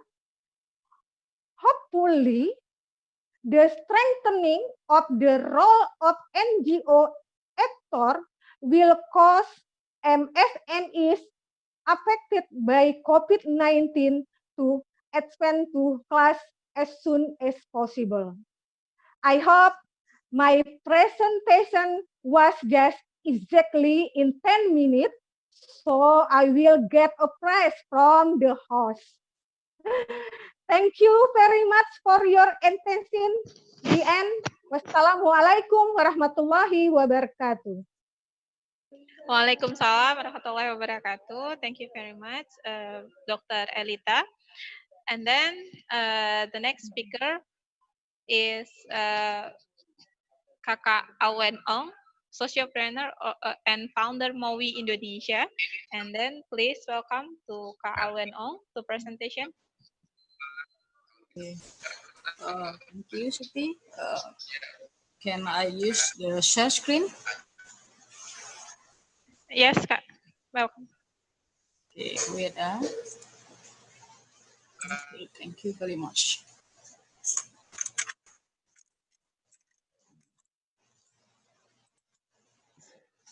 Okay. Can you look my presentation? Yes, Kak. Okay. That's clear. Thank you so much. Good morning, everybody. Assalamualaikum warahmatullahi wabarakatuh. First of all, I want to thank you. For the opportunity you have given to me, especially for Mr. Wajio. I'm so happy being here today with the expert from many countries. Okay, let me introduce myself here. I am Alwin Ong from Medan, Indonesia. I'm an entrepreneur and focus on social activities that many people call it as sociopreneur. One of my business is MOWI, MOWI is a city tour bus service with the concept of entrepreneurship education tourism. Previously, allow me play a video about what is MOWI and why it was created. Can you do? Okay, I saw.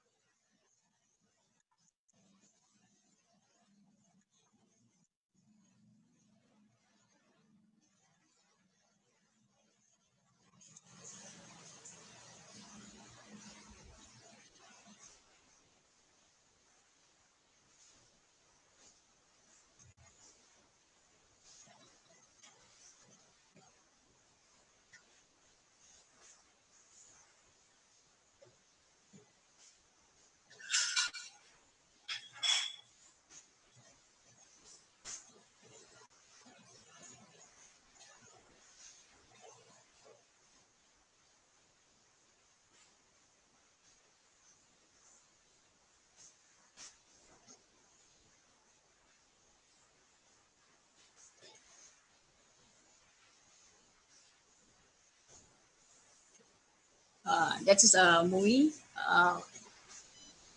Movie come from our talk and admiration with Indonesia. Indonesia that have million of potential. So the pilot project is set up in Medan City. Movie has been running for over 1 year in this year. Oh, ini ada tulis ini ya? Sorry.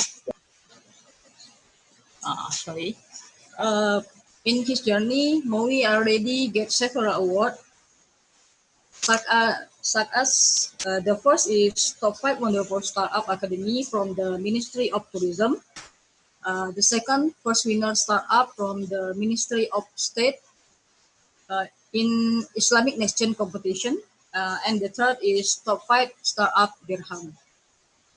Our focus is city tour, visual heritage, education, and entrepreneurship. From the social side, Mowi doesn't charge a fee for disabled, orphanages, and all paid for by Mowi. So that's free for the people. As a tourism business, COVID has a big impact on the tourism industry. The tourism industry is the first business to be affected, but the last to get out. At least we need 1 year to recovery if we are looking at the condition of global tourism. COVID condition teach us big things for every businessman. Like cash is very important because so many businessmen doesn't have a cash. So business must be managed in circling.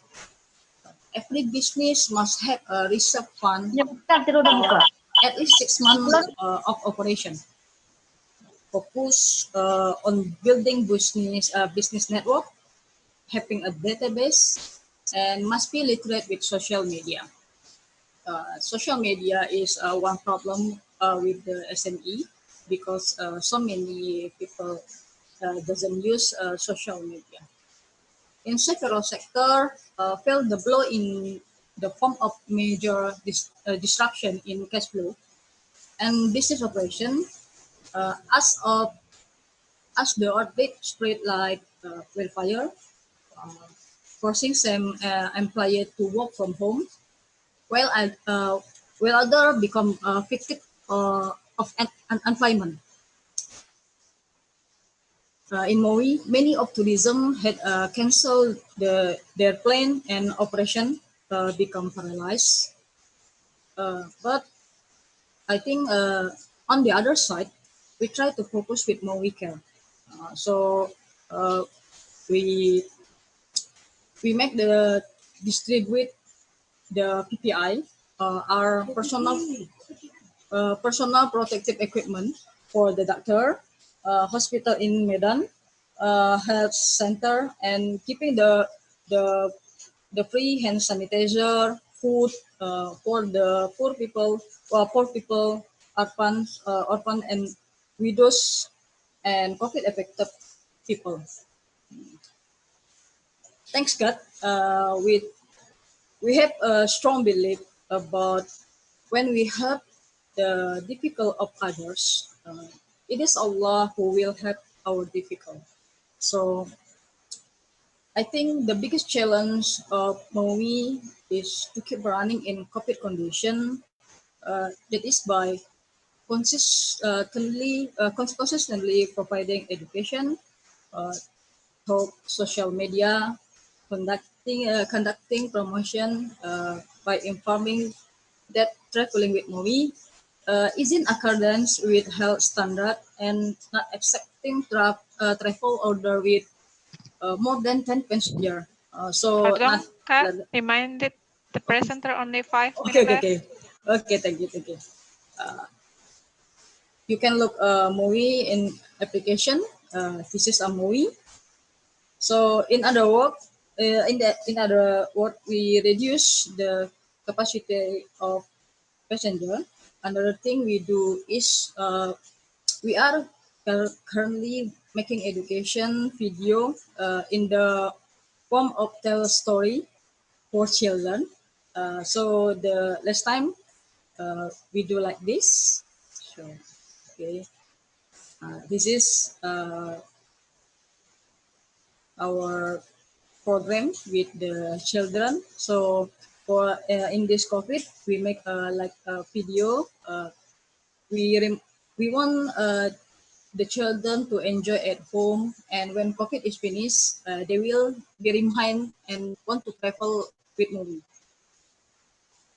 I think COVID is not only in a city or country, but it is comprehensive. So there is take everyone cooperation to stop the chain of distribution, and we must always support the government to fight against COVID. Uh, okay, I think keep praying. Inshallah, COVID storm will soon pass. World tourism will be as before, and we can meet again. Okay, thank you for the given me time to me. I return to the moderator. Thank you very much, Kak Awen. And then Kak Awen is our last presenter for this morning. And then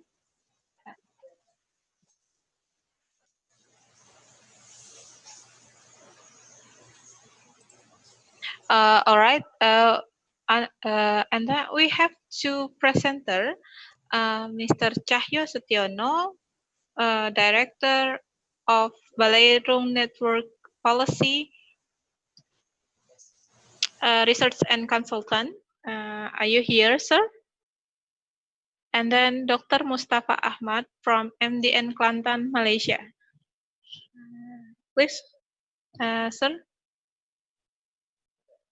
Okay, if both of our presenter not here now, and then we will Okay, I think to Siti yes, we sir. have a presenter, Dr. Mustafa Ahmad. I think it is joining our program. Oh, okay. Okay, I will call Dr. Mustafa Ahmad from MDN Kelantan, Malaysia. Please welcome.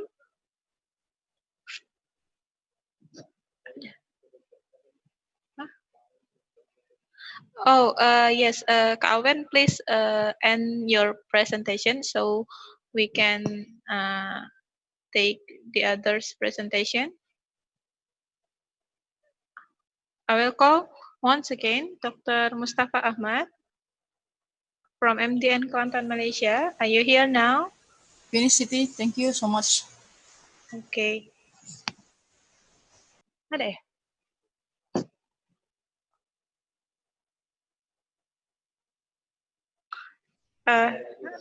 Mr. Warjo, how about this? Dr. Mustafa Ahmad, Okay, I will check and I have checked Mr. Dr. Mustafa Ahmad maybe not joining, so we can discuss in our program.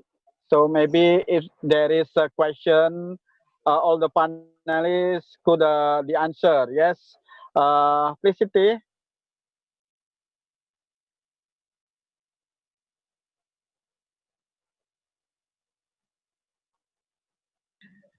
Okay, to all participants who want to ask, please write down the question in the chat room or maybe all of you want to give directly the question, please. We will give time to ask to the speaker directly now. Please, participant, want to ask for to all of our participants. I will introduce you again of all of our participants is Dr. Dedi Iskandar Batubara, pengurus wilayah Awasliah Sumatera Utara, and then Awan Ong, sociopreneur and founder MOI Indonesia, and then Mr. Dandis, executive director of SIT for Philippines, and then Mr. Abdul Razak Panay Malay from Walailak University, Thailand, and then Dr. Edita from University of Tanjung Pura Pontianak, and then the last Dr. Warjo from University of Sumatera Utara. Any questions? I will. No? Wow. Nothing? Nothing question? So all of clear.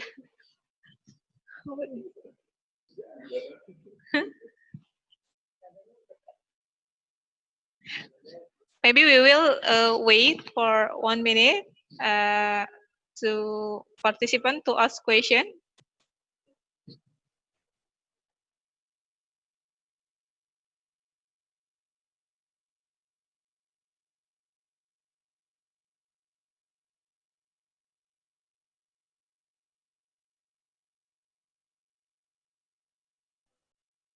Okay, may I give the response or question? Yes, sir. Please welcome. Ya, Assalamualaikum warahmatullahi wabarakatuh. Assalamualaikum Waalaikumsalam warahmatullahi wabarakatuh.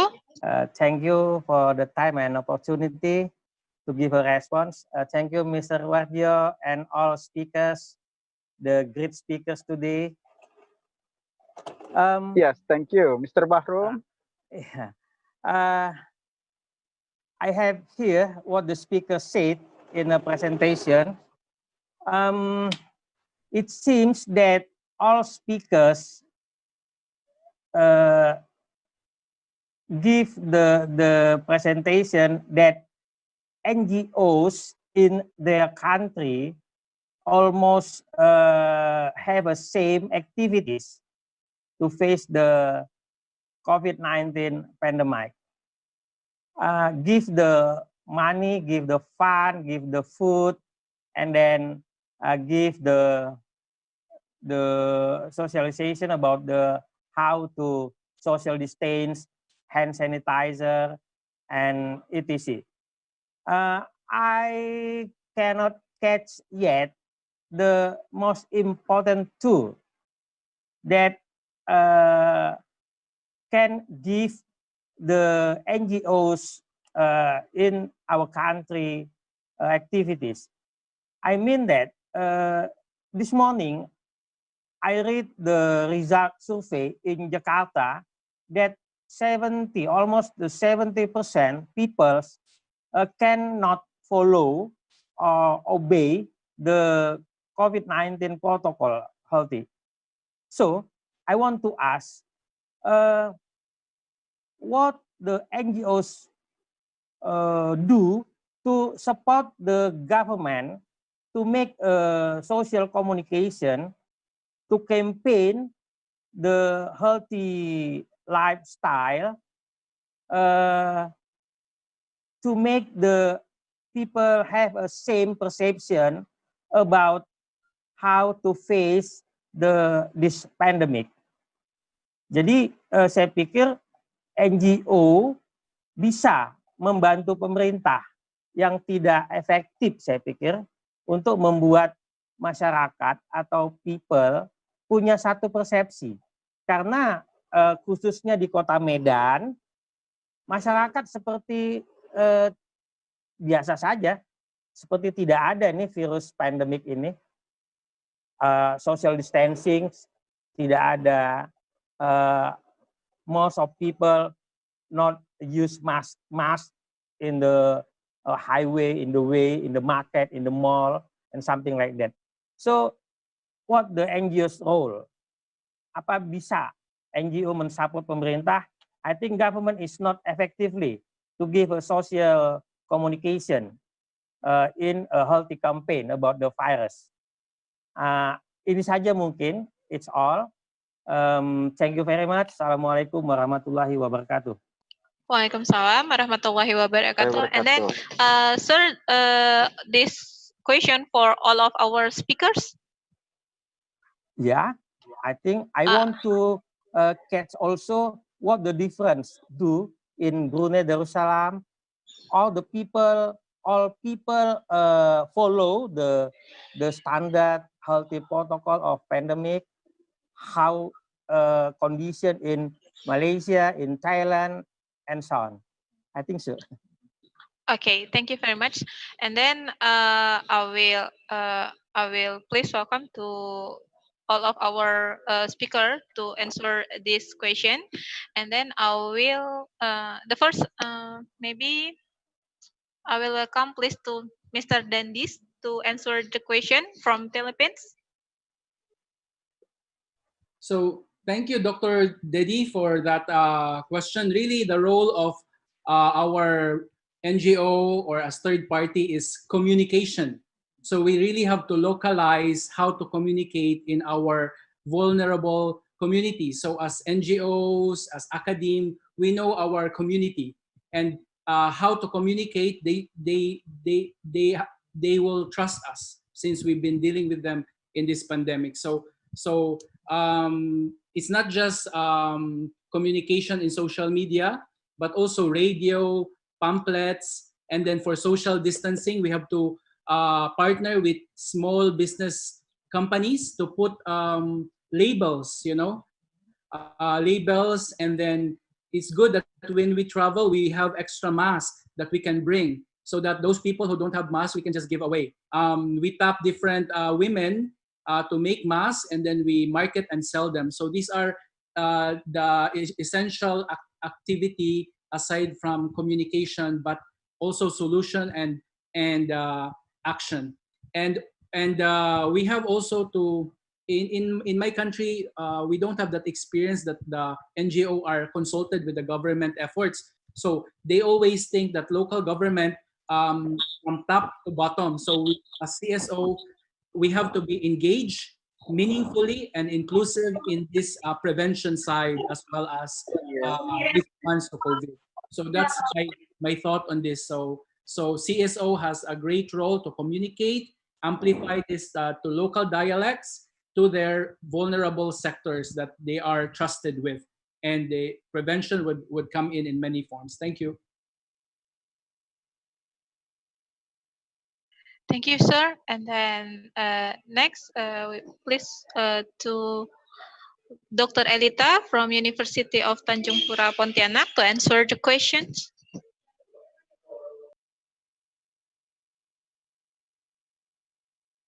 Hello, Dr. Elita. Okay. Okay. Thank you. Please.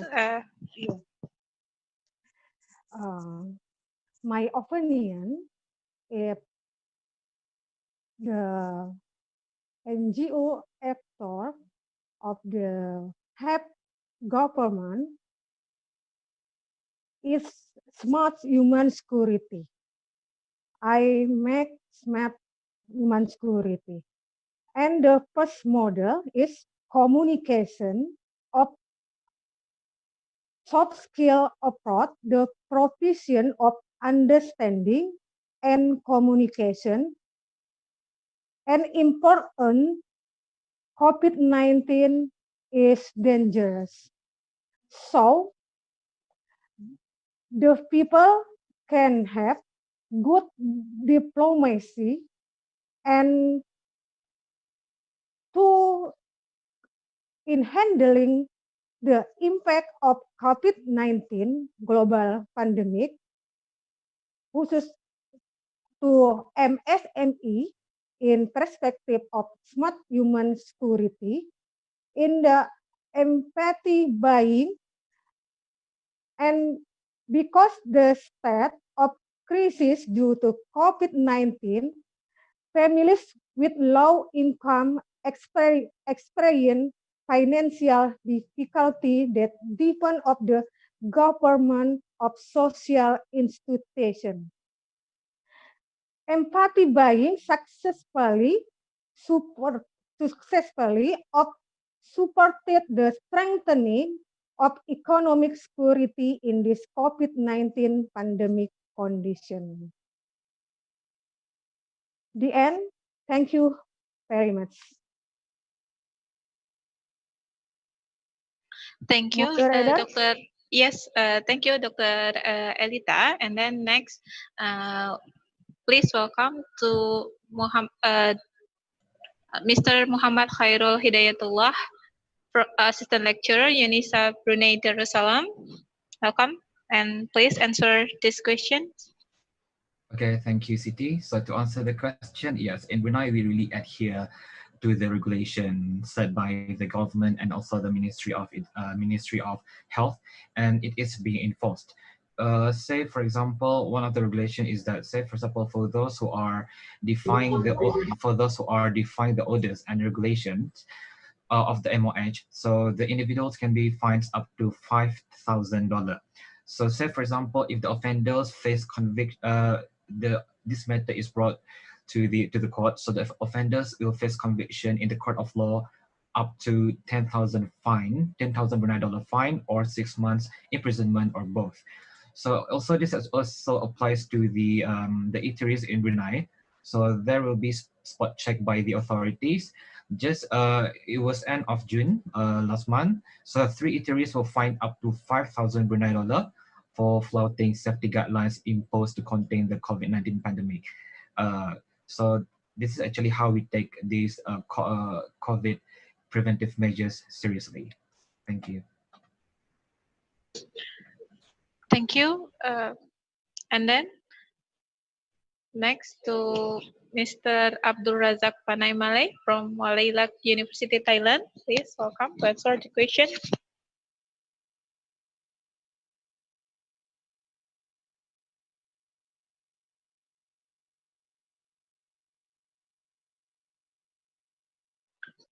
Okay, maybe we will pending from Mr. Abdul Razak Panay Malay, and then the next, please welcome Dr. Warjio to answer these questions. All right. Thank you very much. I think it is the important question, yes, because there is a problem between relation NGOs, I think, and with the government. So that I have present, there is a current challenges, yes, how to NGOs handling the COVID-19. So I focus firstly the current challenges, yes. It is about the asymmetry of the power between the executive and accountability mechanism. So we don't know about the mechanism relationship between government with NGOs. I agree with my friend Diandes. The problem is about the communicates, because every state is different to approach to the people, government, to the NGOs, how to make sure handling the COVID-19. In Indonesian region like Jakarta, maybe different with Cebu or Manila in Philippines. I think this is the problem, how to communicate between the government and the NGOs. So this is of course too about the reduced space for civil society. You know, it is not easy for the NGOs to reduce the space, how to handling corporate with the government. So I think it is the problem. And of course, how to gaining momentum for the civic initiative, because every NGOs has a different approach or to gaining corporate with the government.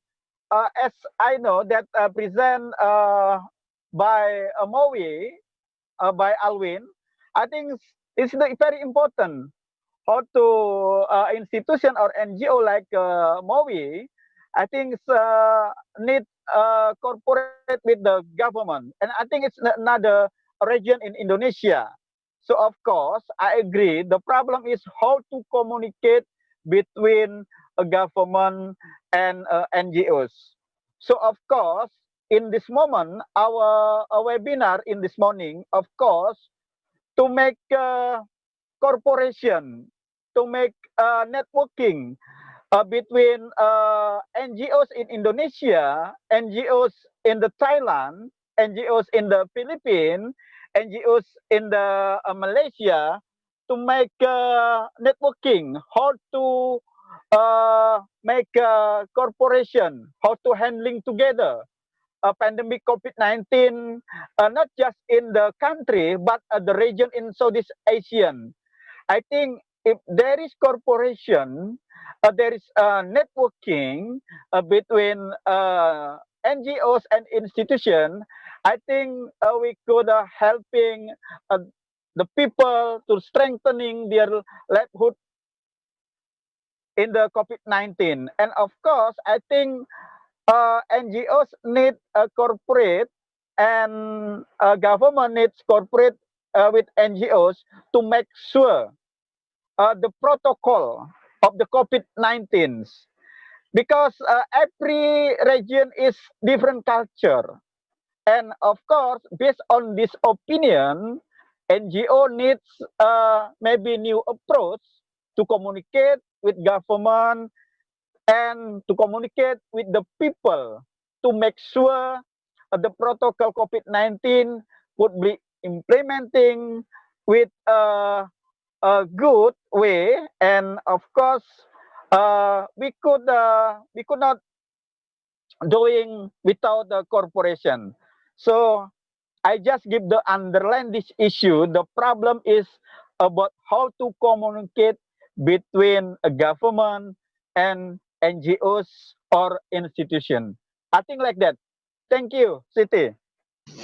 Thank you very much, Mr. Warjio. And then the next, please welcome to Mr. Razali Othman from Wazan University Putra, Malaysia.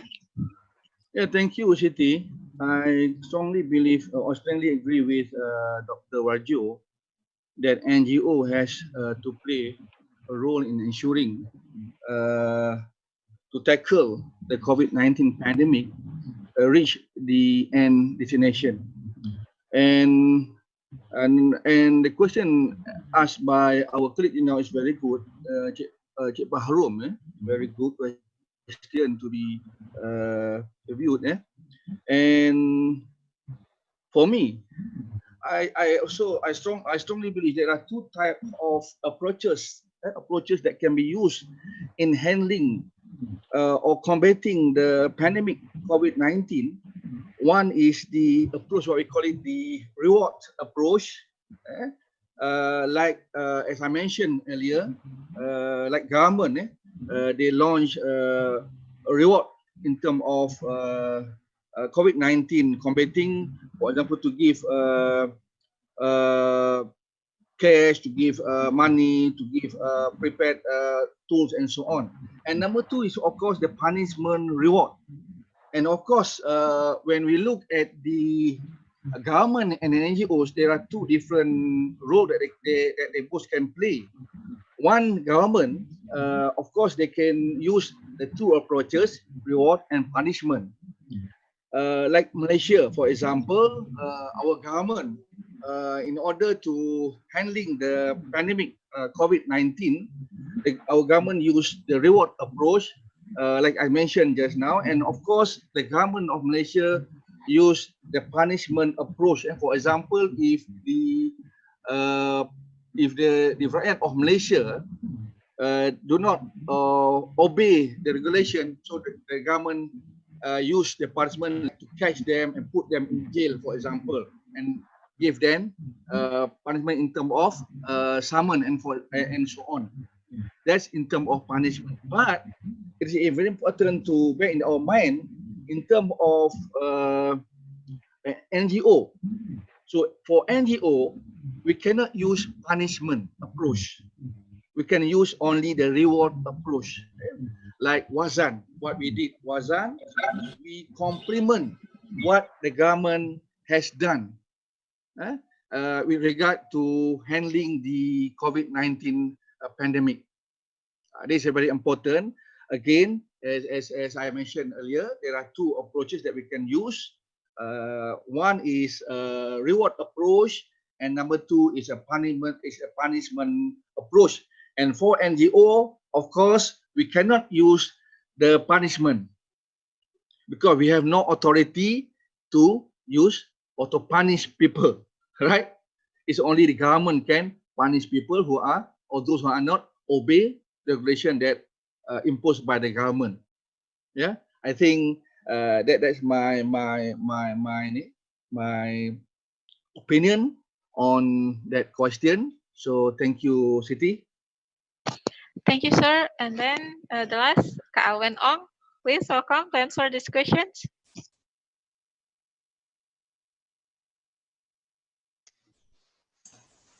May I ask? Thank you, Shiti. Thank you, Mr. Oh, wait, I look down. Okay, thank you for the question. Hello, Dorot. Yeah. Yeah, Pak. Yes. Wait, Kak Awen. Yes, sir. Who is? Ini moderator. Okay, please the other. Ini Pak. Okay. You want a question? You have a question, sir? Yeah. What? Okay. Okay. Wait until the last presenter answer this question, sir. Okay. Okay, I'm waiting. Okay. Kak Awen Ong, please answer the question. Okay. Thank you, Shiti. Thank you for Mr. Bahrum Jamil. In MOI, our campaign using social media like Instagram, Facebook, and Google Business. We share information and education with social media because we'll reach more people to get information and education about this COVID. But our authority is not big like the government. So I think in our city, the big problem is about regulation and doesn't have a reward or punishment about the people doesn't use the mask and doesn't use the hand sanitizer. I think that's the government must more strong about this. In MOI, we cannot push about this activity. So we just using the protocol health with our travel with our MOI. So I think just that we can do. But there's a little like the suggest for the government. I think we must have the regulation with the punishment because this COVID cannot to stop if we doesn't use mask and we every day meet people in the same location with the many people in there. I think just that city. Thank you very much. Thank you very much for Kak Awen Ong. And then we have two questions in the chat room. But let me ask to Dr. Danny Nur to ask because before I had suspend the question. And then please to Dr. Danny Nur to ask the question. Okay, thank you. My name is Daniel from Indonesia, the University of Widya Mataram. One of my competence in CSR, corporate social responsibility and private sector. And the model travel helix, which is collaboration between NGOs, private sector, and government, yeah, to solve a problem in the society. My question is how to the role of the corporate or CSR and to take in the solve problem virus in the Thailand, in the Malay, or in the Brunei experience. That is my question. Thank you. Thank you, sir. And then this question for all of our speakers or for specific speakers? Hello? Okay. I think this question for all of the speakers, and then we please to Mr. Abdul Razak Panay Malay from Malaylak University, Thailand, to answer this question.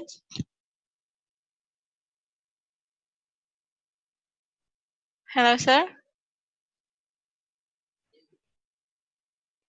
All right. Next, maybe to Dr. Elita. Please answer these questions, Dr. Elita.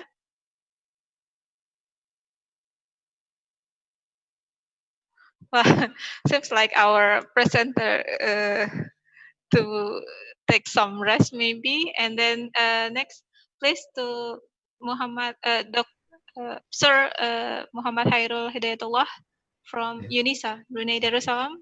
Please answer these questions. Okay. Sorry, Dr. Danny, can you repeat your question?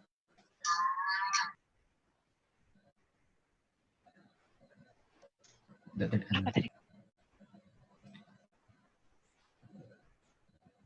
Danny? Okay.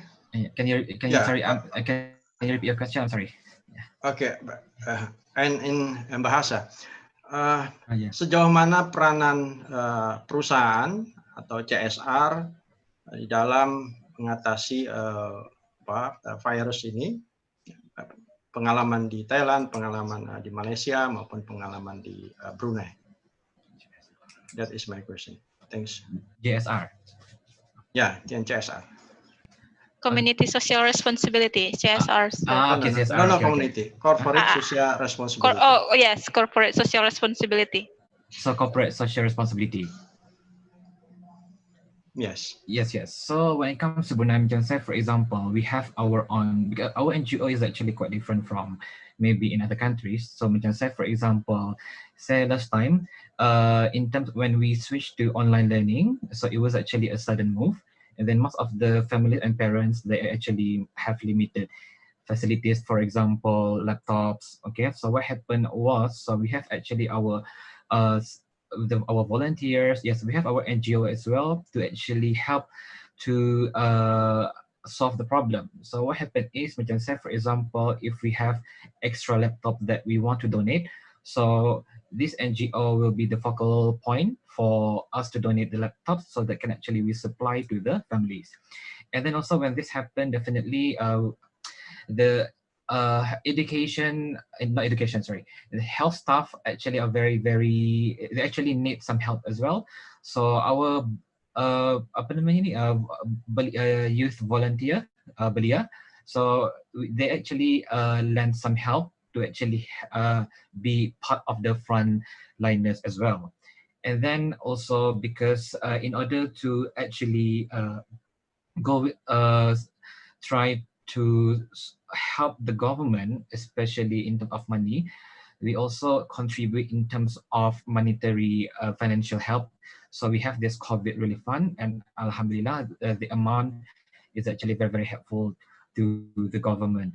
So when it comes to, I think one of the reasons is that Brunei is a welfare state. Okay, so this actually, and we are very communal. So so we are very helpful. So when it comes to dealing with the situation, because when we talk about COVID, it is actually unify action. I mean, so it is actually everyone's responsibility. So there are actually quite a lot of efforts from different sectors, not only from NGO, also part of the education. Say, for example, if education sector needs help, so our NGO, we also help their best to actually address the issue. It's because of, say, for example, like in my presentation, so we suspended, say, for example, I think in I think I mentioned in 14. So we actually need to resume online learning as soon as possible. But then again, what happened was some families, they have limited what do you call this, laptops or computer, and also again, sorry, and also again, another problem is access to the internet. Okay, so it is actually quite expensive for some families. So what happened is during this pandemic time, so our internet provider, so they introduce special packages during this pandemic. Say for example for Zoom, if you want to accept for Zoom, so they have a special rate or even some a bit free rate for the students, to be able for the students to learn online. Yes, so those are some of CSR done in Brunei. Thank you. Okay, thank you, sir. And then the next, please, to Dr. Razali Otman to answer these questions. Thank you, Siti.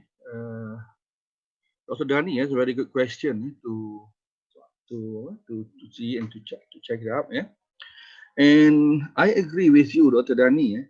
The NGO, the governments, and of course the corporate as well.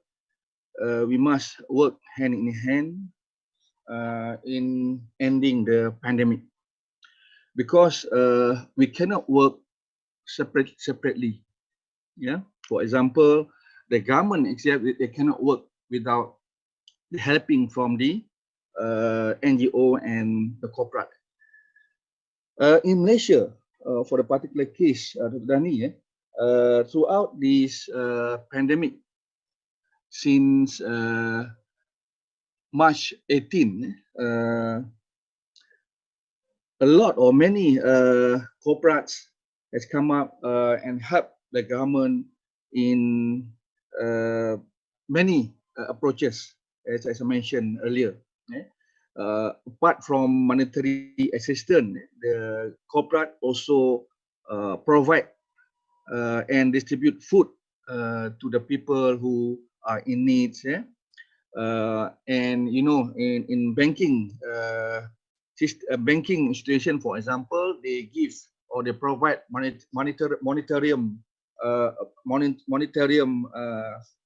tools to help customers in paying the debt and so on. There are a lot of approach or helping come up from corporate, also the NGO and the government. Let me take the special or specific example for Wazan, as I mentioned just now. Wazan or Pusat Urusan Wakaf, Zakat and Endowment is one of the members of the University of Putra Malaysia. We like the faculty, one of the faculty, very small in UPM. Our task is to help university to collect or to find money or cash or in kind or non-cash for university.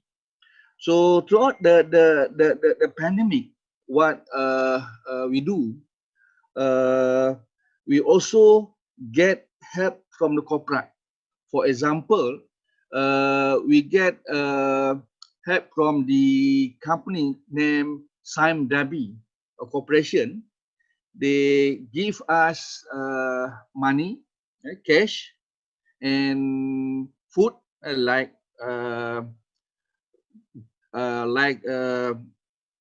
what do you call it, the dry food, you know, dry food, yeah, dry food. And we work together, Wazan and Sime Dabi, to bring or to distribute the food and money to people at UPM and the community at UPM as well. This is the example or the good example where the corporate and the government and the NGO work together in order to mitigate the pandemic COVID-19. So thank you, Dr. Noor, and thank you, Siti. Yes, thank you very much, Dr. Razali Othman. And then next, Mr. Abdurazak Panaimale from Walailak University, Thailand. Please answer these questions. Hello, sir. Okay, can All you hear right. me? Yes. Okay, Yes, sir. sorry. Okay. Okay.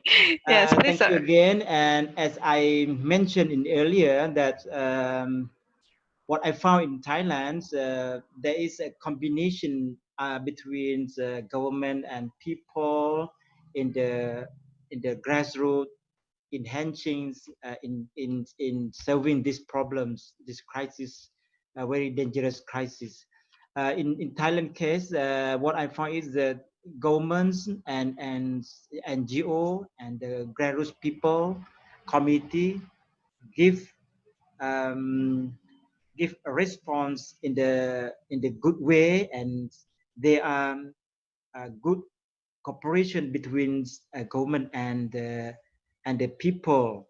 So there is, I think, there is no problem because of maybe because of the at this time Thailand's governed by the army. I think because army is very emphasized in the discipline and everything. So I think it's suitable for this situation to serve this problem very successfully. So I want to give an example to clearly that when I live in the downtown in the countryside, if you go there, you can see among the village people among the leaders and in the village, even ketua kampung ataupun apa dipanggil kalau bahasa Indonesia ya, mereka they give good cooperation with to the government in serving this problem. Baik, even the leaders among them, and so if you go to the downtown on the road, you can see not only the police and the army, but beside that the leader among the community, like the ketua kampung and the committee EJK yang dilantik oleh komiti untuk bergabung to combine to give serving and respond to the. So at that time I found that the NGO, the community, the people group respond to serve these problems, enhance along with the governments, not only in the government, because I'm sure if governments stand alone in this problem, I think they cannot do the best. But if the combine between governments and the grassroots people, so the result is quite good. So at the it's not so strange that at the current day, now, Thailand is the top country that serve this COVID outbreak successfully. I think that's all, because in my presentations I said that that's clearly about this. So if you want to see the detail, maybe you can see from my slide. Thank you very much. Assalamualaikum warahmatullahi wabarakatuh. Waalaikumsalam warahmatullahi wabarakatuh. Thank you very much, sir. And then please to Kak Alwen Ong to answer these questions.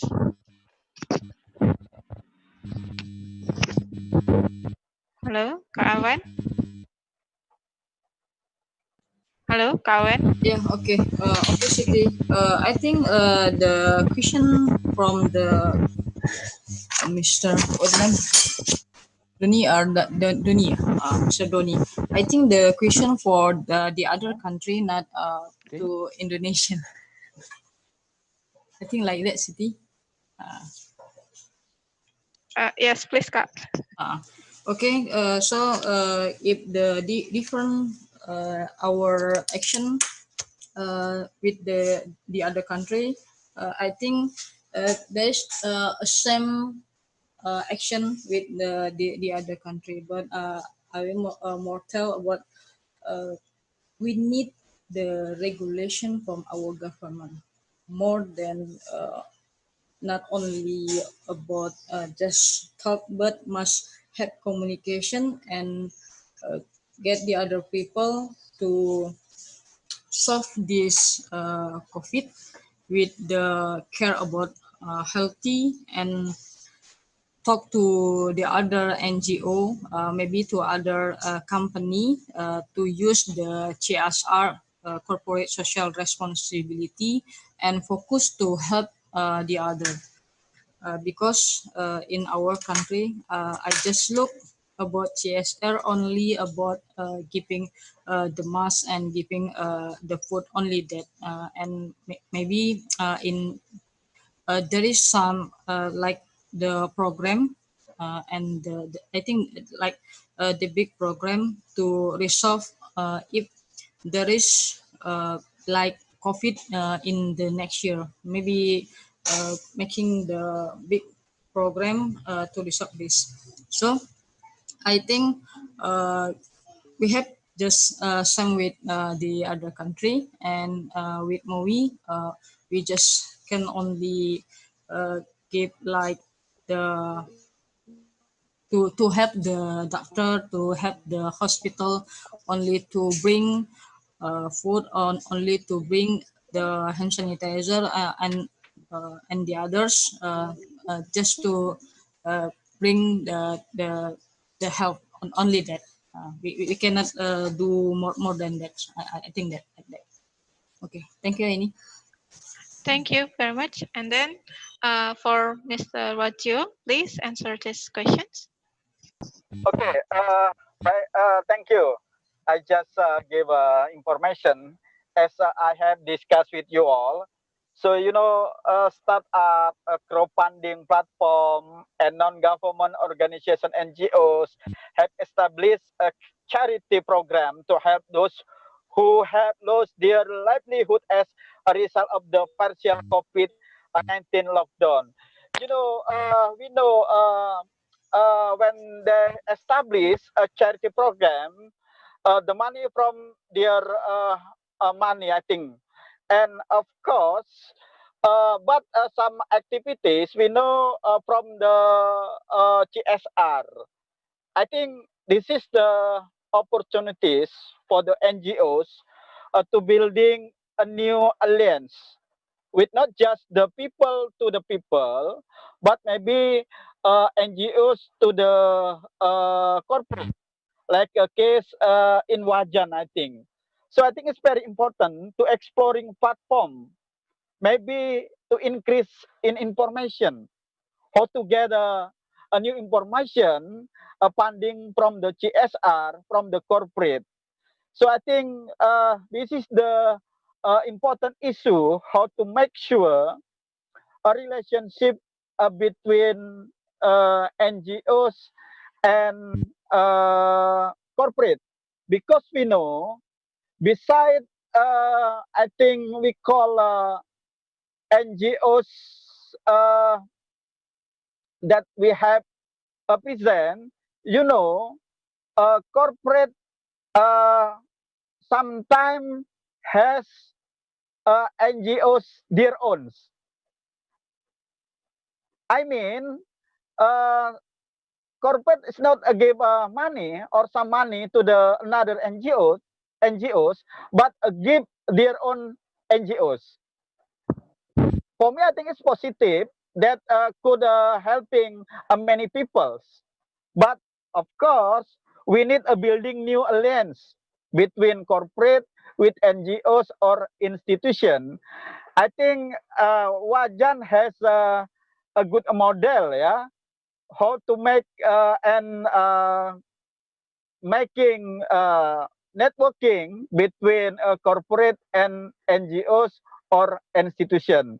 and of course maybe there is experience same with in the Philippines or Thailand, and of course like experience Maui that explained by Alwin. I think this is the condition especially in Medan City. So I think like that. Thank you. Okay, thank you, sir. And then, okay, okay, okay, thank you, sir. Wait.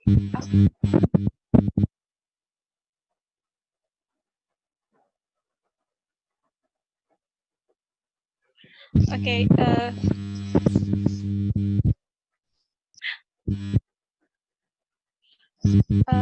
Thank you, sir, for the answer the question. And then the last, please answer for Mr. Dandis and also answer the question from Nanda from the chat room, sir.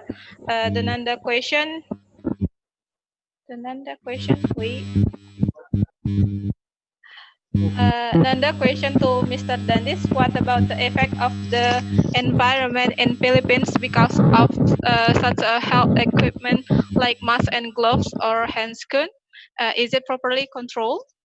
So please to Mr. Dandis to answer both of these questions. Okay, so first, the first thing is we really have to work with different model right now with the CSOs, with academe, and partner with the corporate. So when we talk about corporate social responsibility before, we have to tell them now it's about time to look at people and planet. For sure, the profit will come in, no? Because right now we're in the pandemics, government supports are also coming in. So we'll try to make them from CSR to responsible social corporation as our partner. So a model wherein CSOs can partner with companies, for example, their manpower is now working from home. So what if in our community, we can offer labor force, and then same like when I went to Japan, they outsource or contract the jobs outside the company to the homes. And then how we can build a network with logistics because of the lockdown, from shipping to transportation, you know. There's a need really to move food, goods all over, even medicines, you know. So this can also be a model or program which we can work with business and CSO. Regarding the environment, I'll go to the second question by Nanda. This time with the COVID, people really reflect the need to take care of nature. And we know that if we have a healthy community, a healthy environment, then we will have a healthy people. So our frontliners, the medical team, should be protected. You know, there are a lot of cases like doctors, nurses working in the hospitals are victims also of COVID, right?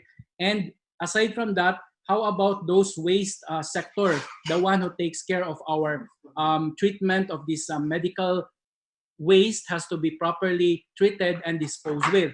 How about in our homes, individuals, the question of hand gloves and masks. So we should not, I'm so happy right now that Jakarta has stopped also their single-use plastic this month, no? And you know, there's a movement with eco bricks in Indonesia. I went to Bali. And we have this campaign also in the Philippines. And one of our youth leader here, who is with us from Youth Project Philippines, they also come up with this program wherein our plastics or even gloves or surgical mask, we can put it in a PET bottle to prevent from the spread, and at the same time less the plastic pollution that we can generate. So this is very effective to prevent and trap all these plastics and this home waste into this project. So that one, with this COVID thing, people now are thinking for the environment, and because then if we take care of nature, nature will take care of us. So we have to decarbonize. So one of the programs also here in the Philippines, since people now work from they make use of the bicycle, you know. So in Manila, all over the key cities, they promote now biking, and then less of the public transport in the lockdown cities. So there are groups who do share a ride. So these are transportations that could that speeds up this biking culture, the less carbon footprint. So we can also take a look at that. All right, so that's all my statement for the two questions. So thank you. Thank you very much, Mr. Dendis. And then, due to the time constraint, question will be limited to 3 person from the chat room. So now the question is enough. And then for answer the next question from chat room, I will choose for all the speakers the question from Mr. Sodri, MPD. Is growing green one of the solution steps to deal with COVID-19? And then for the first speakers to answer this question, please Kak Au and Ong to answer this question, and then please answer also answer a question from uh, from uh, Fi- Fi- from Mr. Sodri again, special for Kak Alwen Ong, whether by making our earth green can overcome COVID-19 like our theme today. So please Kak Alwen Ong to answer two questions from Mr. Sodri. Hello, Kak Alwen, are you still here? Yeah, I'm still here. Okay, okay. I use my headphone first. Okay, this question from Mr. Sodri. Yeah, I want us to Mr. Arwin. Making our earth green can overcome COVID. Oh, okay. I think about the COVID, maybe we must together to solve this COVID. The first, as a person, we must use a mask and use the hand sanitizer and use and don't forget to washing our hand. And with the government more have a power to make it a regulation. And like us about Maui, we cooperate about that. We try to solve this COVID with our CSR. In Maui, we have like the Maui Care. So we give that, and with the and well, we have a program Maui Care. We have a problem. Program to solve the rabies like that, and I think can use to problem with the COVID too, because we can solve this COVID if we together to try solve about this, and together think this will be over if we think with the cooperation and together to solve this. I think just like city. Thank you very much. Sorry.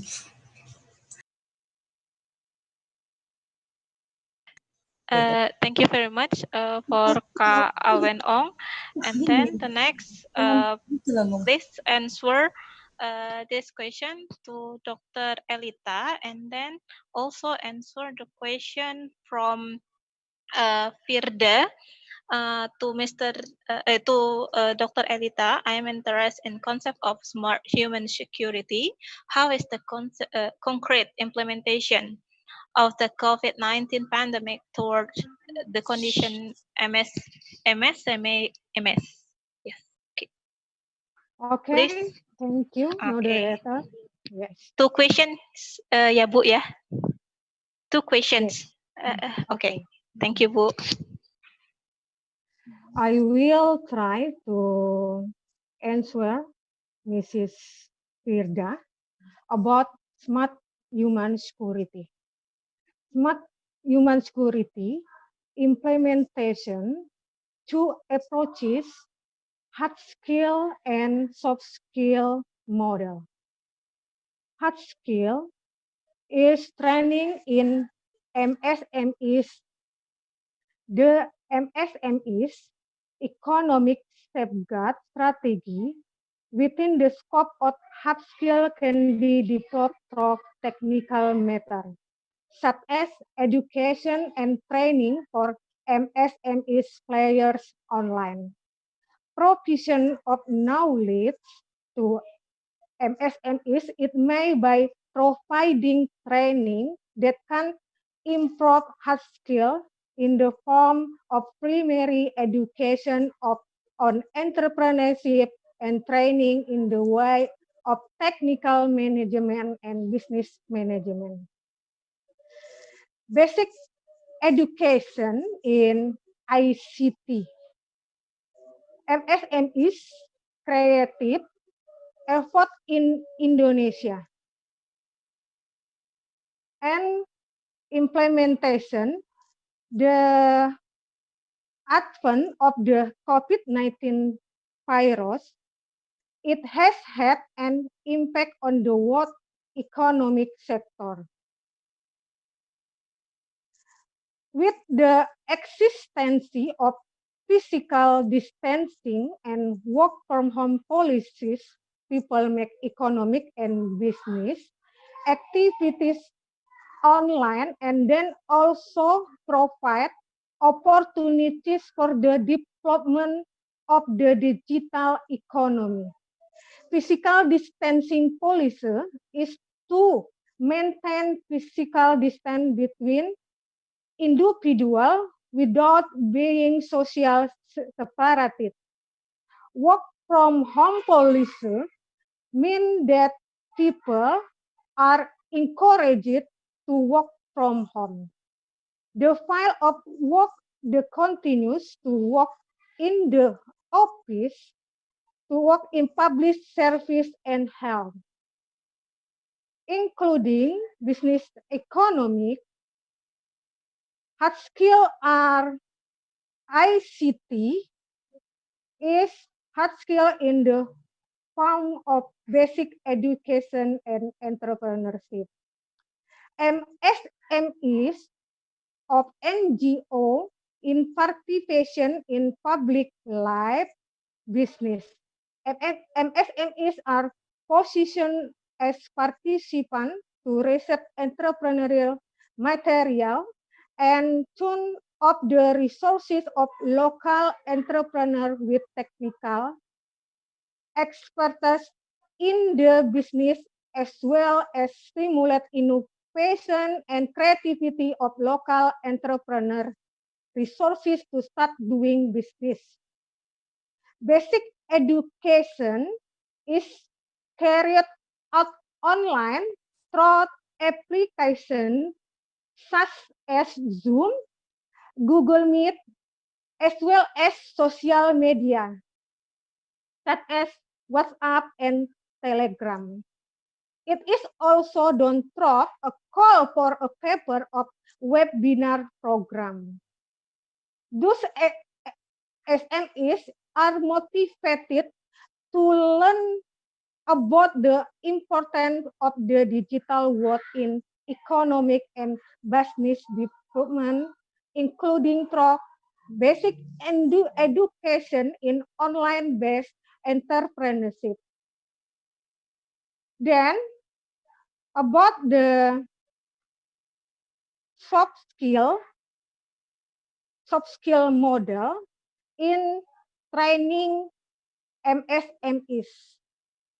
Collaboration in effective creative business group so essential interpersonal skill or soft skill in managing a business. Those soft skills are self-management skills that can optimally increase competence in interacting with others and regulating self attitude in acting. Based on the aspect, I identifies that two skills are most needed in managing MSMEs to support the digital economy of MSMEs in facing the COVID-19 pandemic.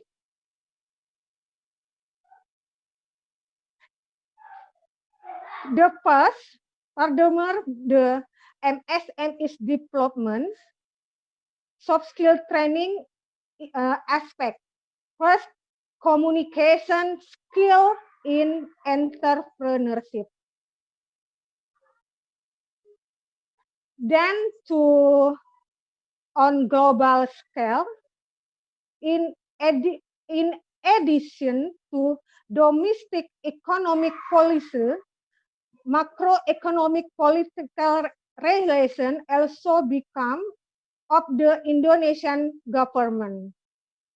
But the opportunity behind the policy of physical restriction and reducing the activity, people at various levels are required to be able to optimize to use of digital information technology and that is connected. Yeah.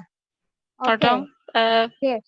Thank you very for much. time limit. Okay. Yeah, thank you very much, moderator. Thank you.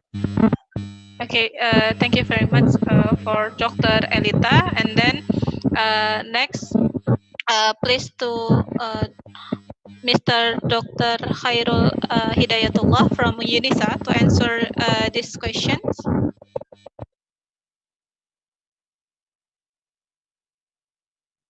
Hello, Dr. Khairul. Mr. Khairul, please.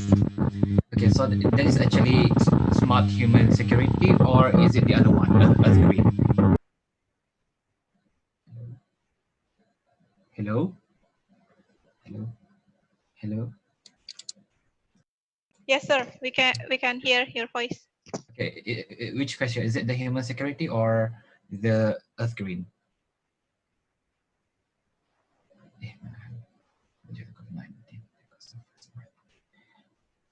Hello? Oh, sorry. Sorry, sir. The question is on about is grounding green one of the solution steps to deal with COVID-19? Okay, so to answer about the green, about the Earth Green, I think it really plays a very important role. Okay, especially with the use of, we need to actually take a good care of our hygiene and also the cleanliness, because normally, say for example, because we can see that everyone is actually hoping to get masks and also gloves, but they forget the fact that how to actually proper use of glove and also, say for example, for the mask, that's actually one thing. And then when we actually use the mask and so also for the glove, is we actually need to know, and then the public need to be aware of how to dispose the mask and glove in a proper way.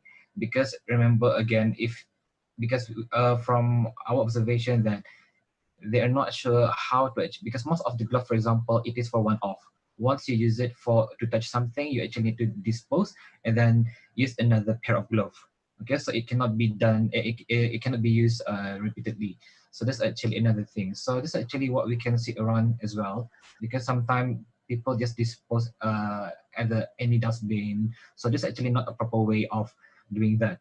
So because again, when we talk about the spread of this COVID-19, so it's because of sometimes why we have social distancing, why we have physical distancing, is because of we actually need to be very careful of what we touch, and then we actually need to wash our hands regularly. So that's actually a very important issues. Okay, so that's why this actually the idea of physical and also social distancing.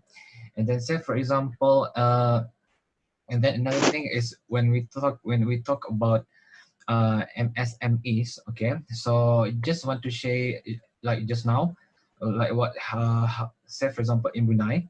Okay, so actually we have not only for the individual, the MSMEs also need to actually follow the guideline as well. So that is why in Brunei we have developed Brew Health application. So this actually to make sure that everyone is actually fit to actually go into business premises. Okay, this is actually one thing. So you actually need to be very, very honest when you do your self-assessment. So say for example, because you actually need to declare that by the end of the assessment that all your informations are correct. If it is incorrect, say for example, if you're sick, but you lie in the assessment, so if you found guilty, so you can be fined or you can face imprisonment as well. So that is why sometimes these tools is actually very, very important, because we know that MSMEs, they actually need to operate, otherwise it's very hard for them to survive. So those are some of the steps taken in Brunei. Thank you. Okay, thank you very much for Mr. Khairul Hidayatullah. And then next, please, to Dr. Razali Othman from Wazan, UPM, Malaysia.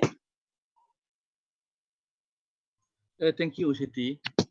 I just want to, I agree with the two panelists just now. Just I want to share with different perspective, look from the different perspective. I believe there are a lot of lessons can be learned from COVID-19.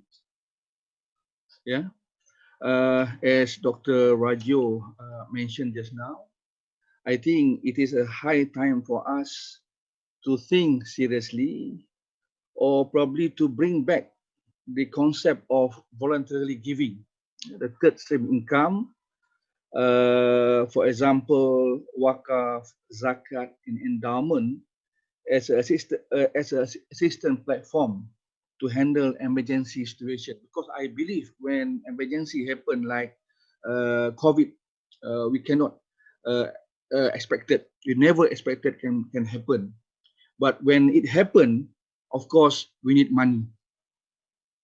So by using the concept voluntary giving, as I mentioned, wakaf, zakat, endowment, and so on, they will give a good platform for us to use when we need to use the money. For example, at Wazan, when COVID happened, we at Wazan, the money is already there. The money is already there to be distributed. So what we need is only to set up the team to help the people in need. Okay. Again, for wakaf, for example, wakaf, as we know, is part of the voluntarily giving, where we cannot touch, or we must keep intact the principle, where we can use only the proceed of the principle. This is the unique or the beauty of wakaf, and of course the zakat and the endowment. And I believe again, with this COVID-19, it gives us a lesson to really think on and to bring back the concept of wakaf, zakat, endowment as a tool to handle emergency like COVID-19. In Malaysia, for example, Siti and our friends, according to Islamic news, financial Islamic news 2012, the potential of wakaf alone in Malaysia alone is about 1.3 trillion. And I believe this amount is much bigger to Indonesia, because we know Indonesia is a very big country. We have a lot of resources. You have big countries, big country, a lot of population there. So the wakaf, I think, is one of the mechanism to be used in this situation like this. So again, I just to throw my opinion, to invite all of you to look again seriously about this voluntarily giving concept. Thank you, Siti. Thank you, my friends. Thank you very much, Dr. Razali Othman. And then the next, please answer the question to Mr. Abdul Razak Panamale from Malay Lake University, Thailand.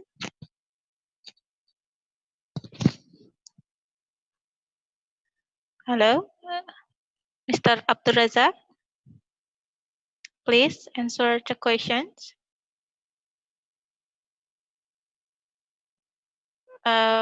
Maybe you need to unmute your video again, Mr. Abdul Razak. Damn. Oh.